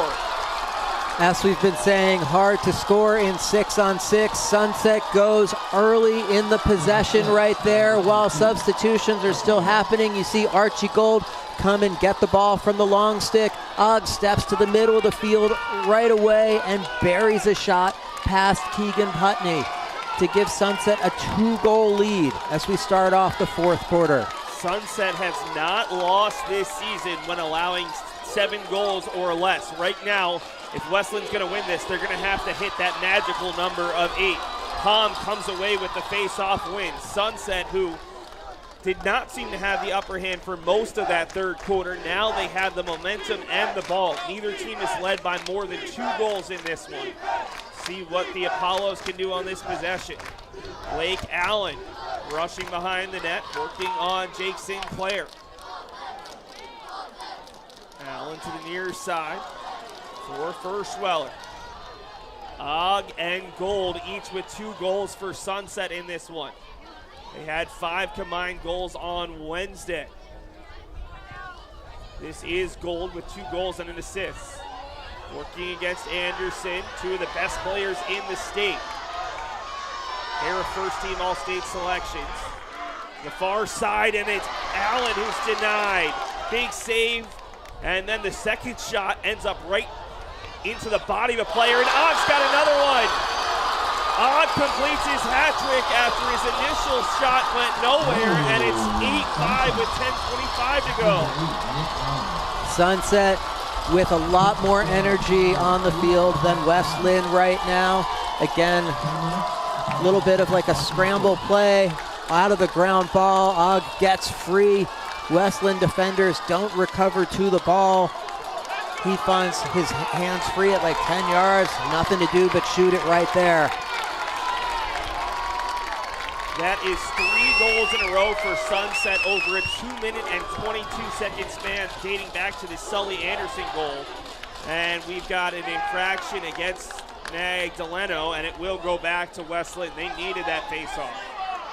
So, it's been all Sunset to start the fourth quarter. What can West Linn do here? Again, the sun setting should make it a little bit tougher on Keegan Putney, the senior with closing in on 700 career saves. West Linn just needs to get on to the next play. You could really see the energy dip when they gave up that last goal on the field and on their sidelines. They've been here before, they know what they're doing. Pass to the backside, unable to make the catch, and the ball is loose. That was Connor Peters who couldn't make the catch, and it's Sully Anderson who had it for a moment. Drew Renke picks it up. That's as clear as a shove as you'll ever see. And there is an actual rugby scrum, another foul. This is going to be a man-up opportunity for West Linn. The question is, will it be 1 or 2 Sunset players going to the box? West Linn has won 4 in a row in the postseason over Sunset. Sunset has not defeated the Lions since 2009. That second foul could be called a loose ball push, could be called a cross check. Depends what the how the referees want to enforce this. We have a replay. This is the Og goal. As you can see, the Og celebration. And you see that initial shot, nobody knew where the ball was, and that allowed Og a little bit of time and space. As we are back to live action, there is one player, and only one player, Sully Anderson, who is currently over in the penalty area. So it'll be a man-up opportunity for West Linn. And Eric Lopez is saying, hey, you threw multiple flags. Where's the second player? And he looks like he's not going to get the call. 8-5, 9:39 to go. West Linn 0 for 2 thus far in the man-up, and they gave up a man-down goal on their last man-up opportunity late in quarter number 3. It's also possible that both of these, there are 2 penalties being called on the same player, but we see several of the bench officials getting up and talking to the officials on the field to make sure that they're taking the time to make sure that they get it right, because they know that this is an important moment in this game, and they want to make sure that they're putting the kids in the position to determine the outcome of this game as they should. Absolutely. You want to get this right, even if it takes a little bit longer. So much of the conversation these days when you have video review is, oh, it takes a little bit longer. Yes, but if you're getting the right call, it's the most important thing. Is here's actually the video of that last hit. So the question is, if we can play that one last time, was it Sully Anderson who came up? This is the second call. Anderson's actually underneath. The second one is Sully Anderson. So it might be 2 penalties on one guy. We can't really tell that from our vantage point, unfortunately. Either way, West Linn with the ball, 9:30 to go, looking for their first state title since 2015. And they need a goal as Dylan Olson shots wide, and it's going to go back to Sunset. A player ducked underneath it to avoid it, and that was likely the player who would have had to sprint to the back line. And so Sunset has a chance to kill off this penalty off the missed look from Olson. This is Worth. We'll see how aggressive West Linn gets trying to get the ball back with Sunset down a man, and we've got a whistle, and it's out of bounds. A good job defensively there by Caden Bell, the junior. But nope, we've got timeout given first. That's hard when you've got the referee on the furthest point from the bench calling one thing and a referee right next to the bench superseding him. So timeout Sunset, they're down a player. Let's take a look at West Linn. The 3 seed who's just beaten the number 2 team in Jesuit in the quarters, the number 1, or the defending champ, Lake Ridge, in the last game. How does this Lions team come back? We know that they've got championship material and what they've just done, but they face a big hill to climb with a 3-goal deficit and 9:02 to play. Their last 2 wins against Lake Ridge and against Jesuit were both defined by monster runs. Those runs happened earlier in the game, but the same sort of energy can trigger those runs now that does at that time. So they've got to figure out, first of all, if they're still in the man-up situation, they've been running the same man-up play over and over, where there's a 3-man cycle on one side of the field and there's a 2-man cycle on the other side of the field, and they're looking to get the ball to Connor Peters inside. What happened that time, the backside motion wasn't really happening, and so there was no low player in a position to back up that shot when the ball went out of bounds. So maintaining focus on their schemes and their spacing to put themselves in a better position is really important. They've got to realize that with 9 minutes, they have plenty of time to score 3 goals. They just need to work on managing the situation one play at a time. Yeah, and we talked about the face-offs being a potential issue for one of these teams. It feels like it's been really even, so you can't necessarily rely on Dylan Olson to – you score a goal, you're going to get that possession right back. Neither team has been able to gain the advantage there, in part because of the whistle. Dylan Olson has been winning the clamps. Mateo Magdaleno has thrown some sick counters his way. There was a play probably 2 or 3 minutes ago where Dylan Olson – won the face-off, was running to the goal. Marcus Hom had great discipline, trailing him, and then throwing a trail check to dislodge the ball at the right time. The wing play on the draws is going to be really important getting into the stretch of this game for West Linn to get back in. They're going to have to find ways to control the ball and come up with it. Og on the man down, and a huge save from Rowan Kelly just at the very end of the man down for Sunset. Now going the other way is Vigo Anderson. 8:40 to go. Anderson trying to do it himself. Anderson shoots, and it bounces just wide. That would have been a huge turn of events. A good look for Og on one side, looking for his 4th. And instead, it could have been a goal for West Linn. Parker is in position for the backup, and with him in that position, I love that take. There's a shot that goes wide. It'll stay with West Linn. West Linn tied the game. Refs are looking at each other. If that's a shot or a pass, they're going to call it a pass. Ooh, from our angle, I really thought that was a shot that just wasn't very well placed, but instead the referees overturn it. Sunset, West Linn had tied the game at 5 with 7:21 to go in the third. Sunset retook the lead with 47.4 seconds. 2 goals to open this fourth quarter, both in the opening minute 35, and now Sunset has a chance to really open this one up. Shot from distance. Kelly makes the save on the effort from Elliott Ward. Rebounds loose. Battling for it and coming through with it is George Holgren. Holgren triple teamed, taking some obvious whacks, including a player breaking his stick, and that's got to be Wesleyan ball, and it will be. We still have a portion of a Sunset player's stick down, as that was a check to the body from Carson Phillips. I'm going to call that illegal procedure for playing without the stick. You can't be in the way of somebody trying to get the ball when the stick is not in your hand. Worth noting, on that last possession, Sunset had a guy open right in front of the goal. Elliott Ward didn't see him as he was working on evading pressure, but perhaps a moment there that might have created a margin that would be hard for Wesleyan to rebound from. I think it was Og, too, who already has 3 goals in this one, 5 of the last 2 games. Shot from distance, and absorbing the big hit is Drew Renke, who's denied by Putney. Wesleyan putting some pressure here as Putney has a player draped all over him. Finds the wide open option in Marcus Hom. Hom floats it ahead. Elliott Werner's been really big in the transition game as they've used the long poles here in the second half to help break the ride. Here's a chance for Og, and he's got a 4th. Is that the death knell for Wesleyan? 9-5, the largest lead in the game. And Nick Og has himself 4 goals, including the first 3 of this fourth quarter. Number 8, Nick Og.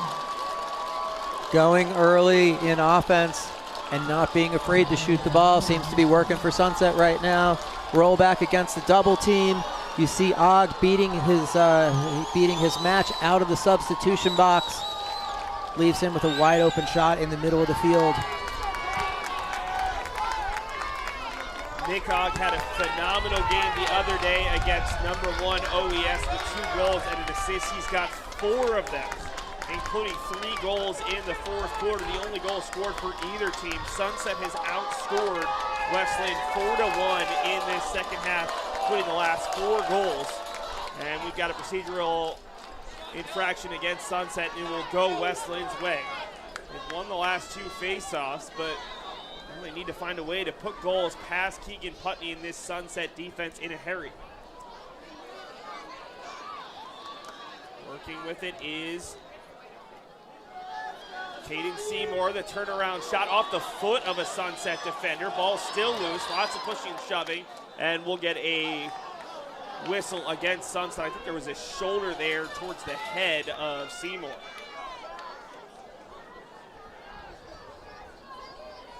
Linn has the possession they need. They just need to find that first goal. They're going to make their way back into this game as Renke has it here. Renke for Seymour, who was one of 2 players with 2 goals the other day. Goes into a triple team, loses the ball. Putney battling for it behind the net and able to grab it. Keegan looking for passing options all the way across the field to a wide open Griffin Ellingson. The Sunset crowd can really feel it as Ellingson loses it as he tried to get the shot off, and it's corralled by Rowan Kelly. Nice low pass for Anderson, who made it look easy. Ahead and unable to make the catch in the sun was a wide open Griffin Parker. That's a tough turnover to swallow for Wesleyan because Parker was one-on-one with the goalie. He's able to make that catch. You have to love the grit with which Parker and Renke have played throughout this game. Struggling to score in 6-on-6 as of late, but hustling all over the field, riding, absorbing contact, giving contact. Great senior leaders of their team. I'm ahead for Ward, and Og wanted a 5th. Sends it just wide. I'm pretty sure that Ward had the assist on the previous goal. He's had a nice day with a goal and 2 assists. We've seen this on every possession through the last, at least through this quarter, if not for longer. Sunset subs out of the box are beating Wesleyan's defenders into the attacking area. They're getting good looks in early offense every time. It's essentially a 6-on-5 at that point. Yeah. This is Logan Furschweller being pressured and loses it for a moment, able to corral the loose ball, and now he gets past his defender. Good help from Vigo Anderson for Archie Gold. 5:10 to go. Dave, are we already seeing a point where maybe Sunset elects to kill a little bit of clock here? No, instead they try to pass it through the middle for Ward, who can't grab it, and it's Vigo Anderson with another ground ball. Vigo skips his way around one. He has 3 defenders around him, loses his stick. That was a great defensive effort by Nick Ogg coming back to help defensively. Keegan Burley almost grabbed it, and it's Ogg who comes up with the ground ball. Fires it for Archie Gold, looking for the hat trick. Instead he floats it across, and miscommunication between him and Ward results in a turnover. Love the idea of what Archie Gold was trying to do there. Ward not on the same page, thinking that Gold was going to shoot it. Wes Linn with the ball, 4:30 to go. We've got a whistle, and I'm sure we've got a timeout. It will be a Wes Linn timeout. Okay, 4:30 is a decent amount of time, but you're down by 4 goals. Doesn't feel like all that much. What is Eric Lopez and his coaching staff's message to this Lions group as they try to find a way back in this game? We've seen Sunset do it twice this week where they just are stifling defensively. Their defense is really good. It's really aggressive. It creates chaos all over the field. Wes Linn has struggled to score through the last couple of quarters. They've got to figure out, maybe it's from the last time that they played Sunset when the score was higher, what can they do within the realm of their offensive schematics to break down this Sunset defense that they haven't tried yet? How can they generate quick offense? Because they need to go quickly, but at the same time, they're playing against a great goalie. They need to earn great shots so that they're set up for success and not just giving the ball away. Yeah, it feels like all of the Sunset big stars, and I say that in jest because it feels like up and down the lineup you have stars, but Putney's had a really nice game. Archie Gold has played well. Ogg has obviously had a great game. Marcus Hom has been huge in this second half. It feels like everyone has stepped up on this Sunset side, and great contributions from players like Elliott Ward. Blake Allen's played well in this one. Furschweller, Warner, Worth. It's been a total team effort.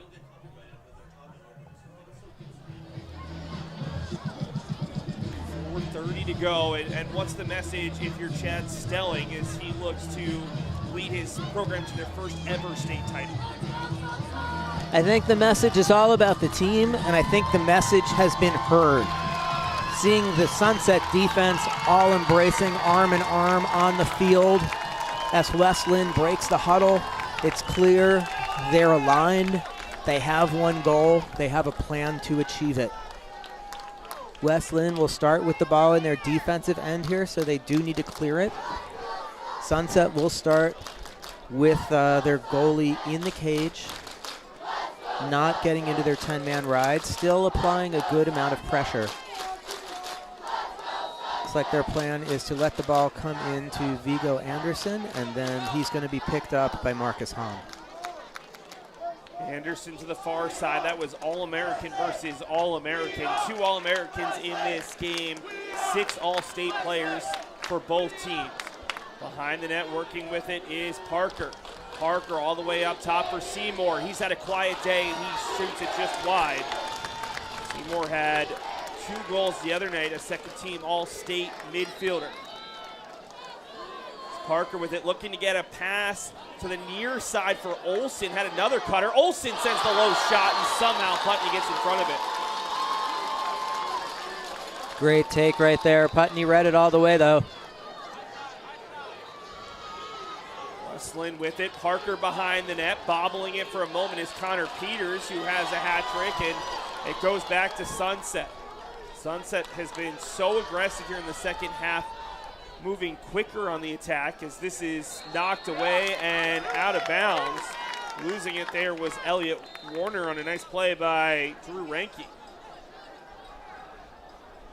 Wes Linn, 3:33 to go. They need 4 goals. Don't have to score right this second. They need to score quickly as the shot goes wide on the low look from Caden Seymour.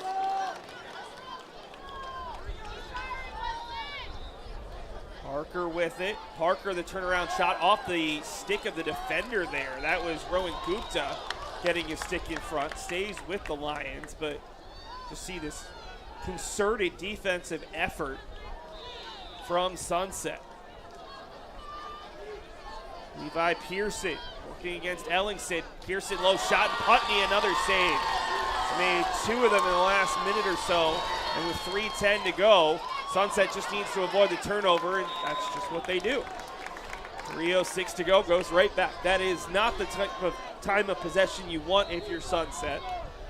This feels a little bit similar to the other day where they're kind of holding on. The nice news if you're a Sunset fan, you're holding on to a 4-goal lead versus a 1-goal advantage. They led OES by 1 with 4:29 to go and held on. Pass in front, and just like that, Putney a bit too aggressive, and it leads to Connor Peters with his 4th goal of the game. 3rd goal of the game.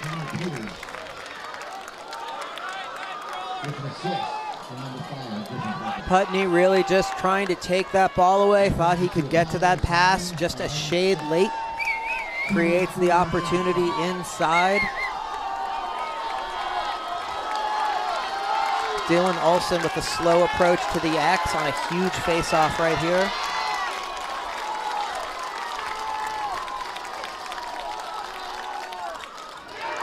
And it's Olsen who wins it, 9-6 with 2:46 to go. Olsen off of the player, gets quadruple teamed. Here comes the flag. Olsen, though, still has the ball. I don't know how. Now it's pushed out to midfield. It's going to stay with Wes Linn, but finally we get the whistle. That would have been one of the crazier goals you'll ever see, as Olsen ran into a sea of black and purple, and Sunset happy to take the penalty to avoid giving up 2 goals in quick succession. And Sunset's man-down defense has been pretty locked in thus far. Although Sunset's going to have to take off Mateo Magdaleno, their face-off guy, and that could be big because if Wesleyan scores here and Magdaleno's not available, not quite sure who the second Fogo is on this Sunset team. Magdaleno missed most of last year with an injury, and Marcus Hom took the faceoffs with a long pole. Shows what kind of athlete Hom is, who will head to Marquette next year. 2:34 to go, a man up. Wesleyan is 0 for 3 at this point. Seymour quickly sends it wide, and it will just barely stay with Wesleyan as Putney put on his sprinter shoes there, trying to get to the back line first. Pass to the middle, comes all the way through, looking for the lefty shot, and Pearson's shot got slowed down. It's corralled by Parker. 2:18 to go. Olsen to Parker. Parker to the middle for Seymour. His shot again gets tipped high and wide. It'll stay with Wesleyan with 2:10 to go. Sunset's defenders doing a great job of getting to hands on every shot right now, being very disruptive. To the middle, Connor Parker couldn't quite make the catch. We are back to even strength. And the pass just high there for Griffin Parker. Dylan Olsen head down in dejection. Minute 56 to go. It's a 3-goal lead for Sunset, looking for their first ever state title. On the restart, it will be Elliot Werner. Werner for Keegan Putney, who's very comfortable with the ball in his hands. No one coming to him, and finally he'll release to the far side. That looks like Cam Worth. Into the middle for Carson Phillips, who's got one of the goals today, and that pass is deflected. They go all the way out off the stick of Jacob Korach, but stay with Sunset and see just how aggressive the Wesleyan defense is, as no shot clock. Sunset can hold the whole way, but immediately Ogg has it knocked away. Great defensive play by Jake Sinclair. Here comes Vigo Anderson. Anderson sprinting through the middle, just trying to stay in front of him. His first Weller. Anderson's shot goes off of a defender, and it'll stay with Wes Linn. 76 seconds to go. Now the pressure really on Wes Linn. It feels like they need to score and score quickly 3 times. Can't dawdle too much. Parker behind the net looking for an option. Has one, and unable to make the catch there was Wes McKenna. Left-handed shot, and Putney a big-time save, denying Levi Pearson. Minute to go, and it's intercepted. Pass in front, and it's tipped in. That goal should go to Drew Renke. Connor Peters intercepted it through towards goal, and all of a sudden it's a 9-7 game. That's number 4, Drew Renke. With an assist from number 6. West Linn's finally starting to force some of the chaos upon Sunset, which Sunset had forced upon them through this whole game. It's turned into a couple goals in transition, created a spark here. And I don't know if Renke intentionally pushed that towards goal, but it benefited him. His first of the game, 49.1 ticks. Back-to-back goals from West Linn in the span of 2 minutes.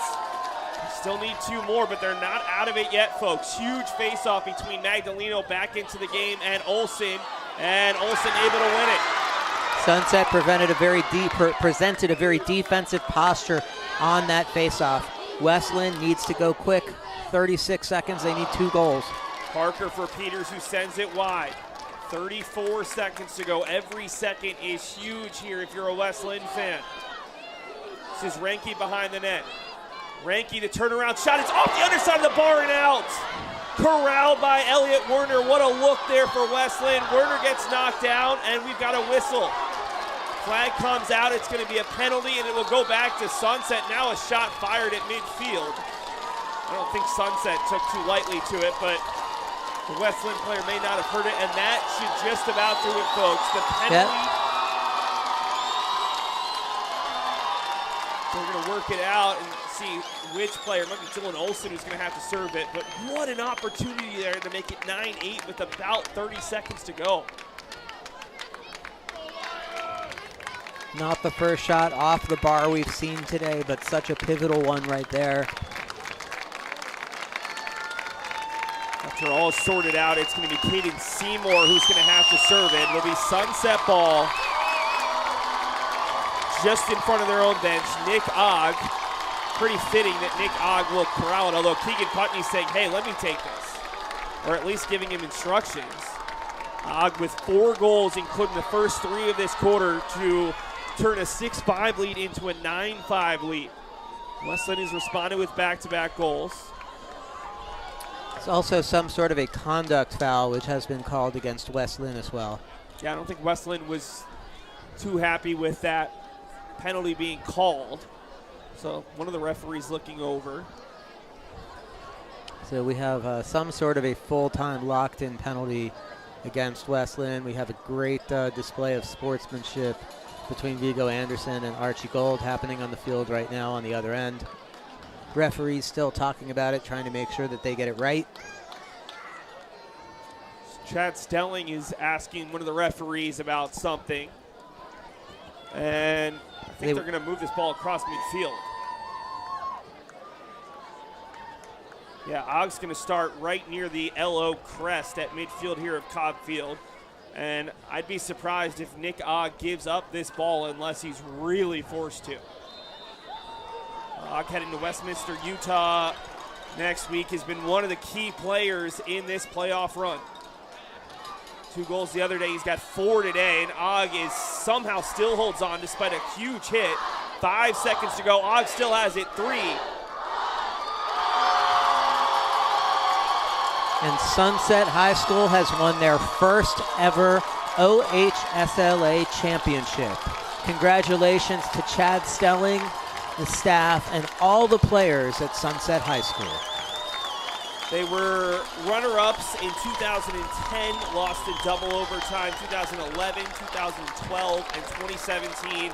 And finally, the Apollos reached the summit here in the OHSLA in 2026. A brilliant display of lacrosse between 2 teams who were not expected to make it this far.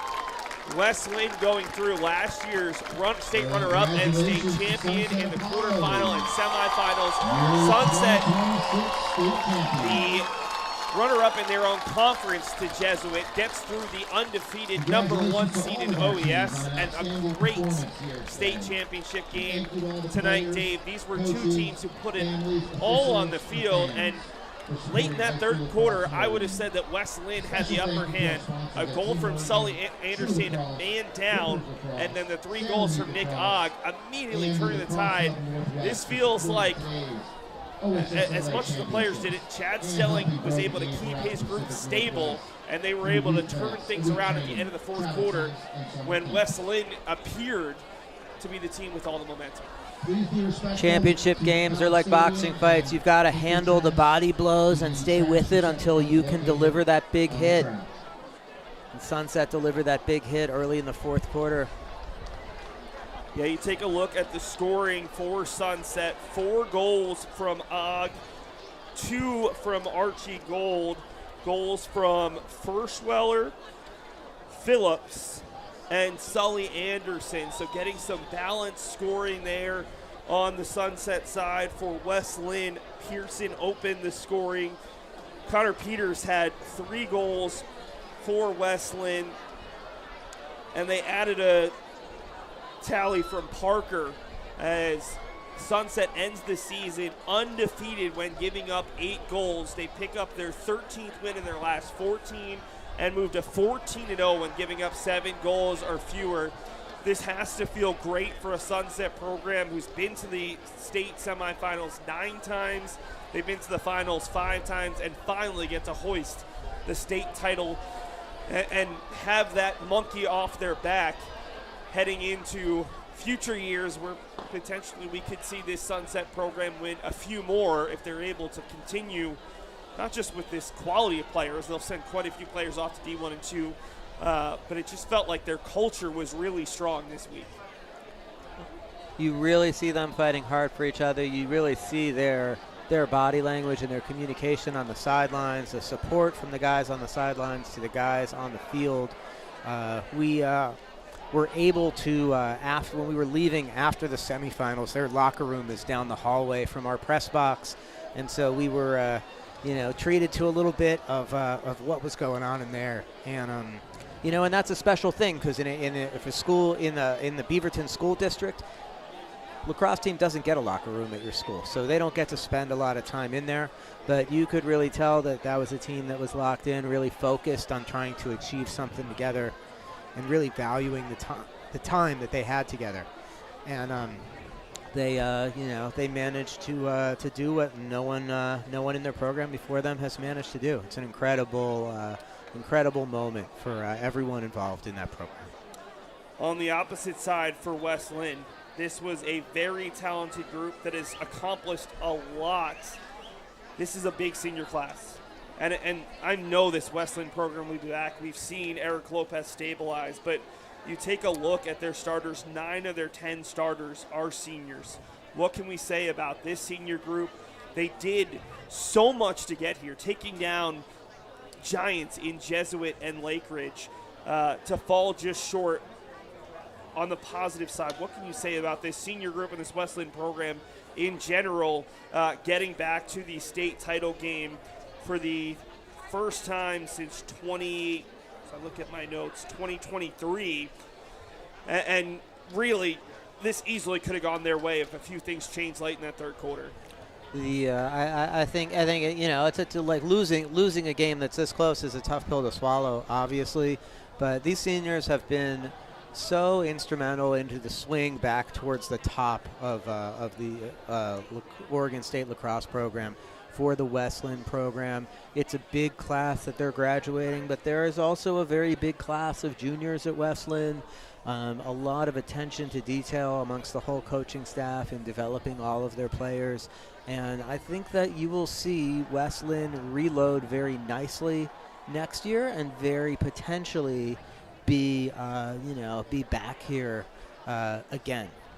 At the same time, you see the celebration going on the in the Sunset Huddle, and a lot of excitement on the field.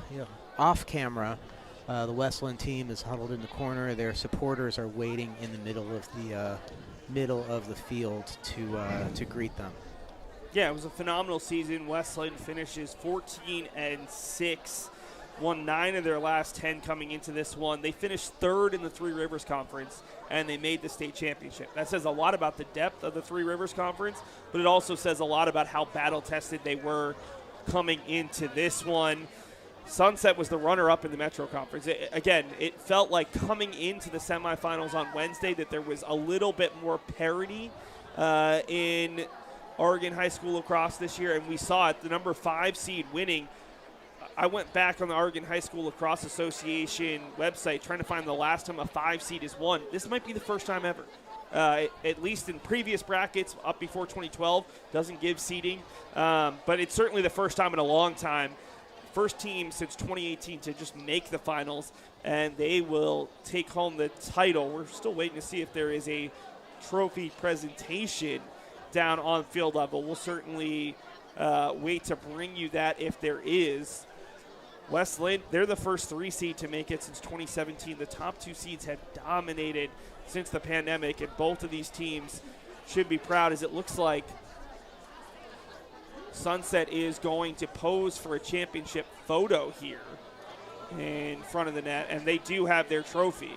So we'll stick with you for a couple more minutes. I mean, just look up and down this Sunset roster.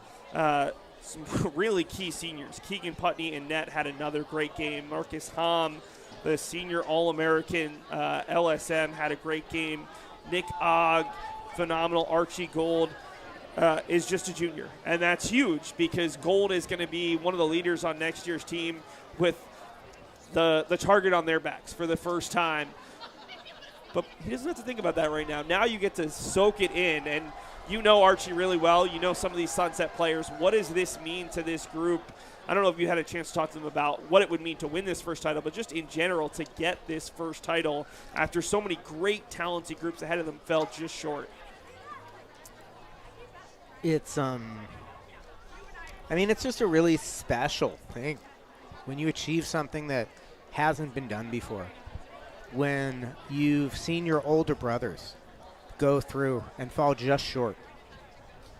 The year that Ajax Zapatello, one of the, arguably the biggest name to ever wear a Sunset uniform, who is currently playing in the PLL, was a senior. The last time Sunset was a favorite to win was the year that the season was canceled because of COVID. They've been almost there consistently for a long time. And to get over the hump is something that's really, really exciting for them. They beat teams this year with a lot more guys who are headed to go play Division I lacrosse next year, really just by sticking together and by working hard for each other. And I think that they've retained the same coaching staff for a long time. We haven't mentioned Sunset's assistant coach, the defensive coordinator Ryan Macri, who also hasn't coached with Coach Stelling as long as Coach Butterwedge has, but Coach Macri has been at Sunset for at least 5 years now, if not longer than that. He was a captain at the University of North Carolina on their team, played at a very high level, like. That aggressive defense, the more complex defensive schemes is something that, it's not just happening because, the kids are getting out there and doing it. Like, it's structured learning and practice, and they really understand who they are and how to play to the best of their abilities. And, it's great to see different teams in the finals and to see somebody winning for the first time. Oregon lacrosse has really changed a lot this year in terms of parity, a lot more competition between teams in the top 10. You saw the biggest example of this, the Nelson Clackamas team that Sunset beat pretty handily in the quarterfinals during the regular season, had a 1-goal game with OES, beat West Linn. There's more kids playing year-round club lacrosse at all schools, not just at one school. And it's really helping elevate the skill level across the state. It's helping elevate the level of participation. And it's creating a playoff season that's just super fun to play, super fun to watch, super fun to be up here calling these games and being a part of. We mentioned it multiple times about West Linn and taking down last year's state runner-up and state champion. We haven't talked about it nearly enough, and that's on me. Sunset taking down the number 4 seed in Nelson Clackamas, the number 1 seed in OES, who hadn't lost all season, and finishes it with the number 3 seed Westland. That is a heck of a run to win your first ever state title. Congratulations to this entire group. Chad Stone, the head coach, Ryan Macri, Josh Butterwedge, and not just to these players, but their families, the alums of this program. This is going to mean a lot to players who didn't have a chance to do it, to see this Apollos program win it. This is going to wrap it up for us, Dave, unless you have anything more that you want to hit on. It doesn't appear as if we're going to have a true championship presentation, just more of a kind of family getting together as Sunset rejoices after winning their first title, and certainly congratulations to them. For my partner, Dave Sanford, for myself, Seth Orensky, for all of us here at Oregon Sports Beat and the Oregon High School Lacrosse Association, we hope you've enjoyed our coverage and production this week. That will do it. Sunset, their first ever title, take it by a 9-7 score over West Linn here from Lake Oswego High School.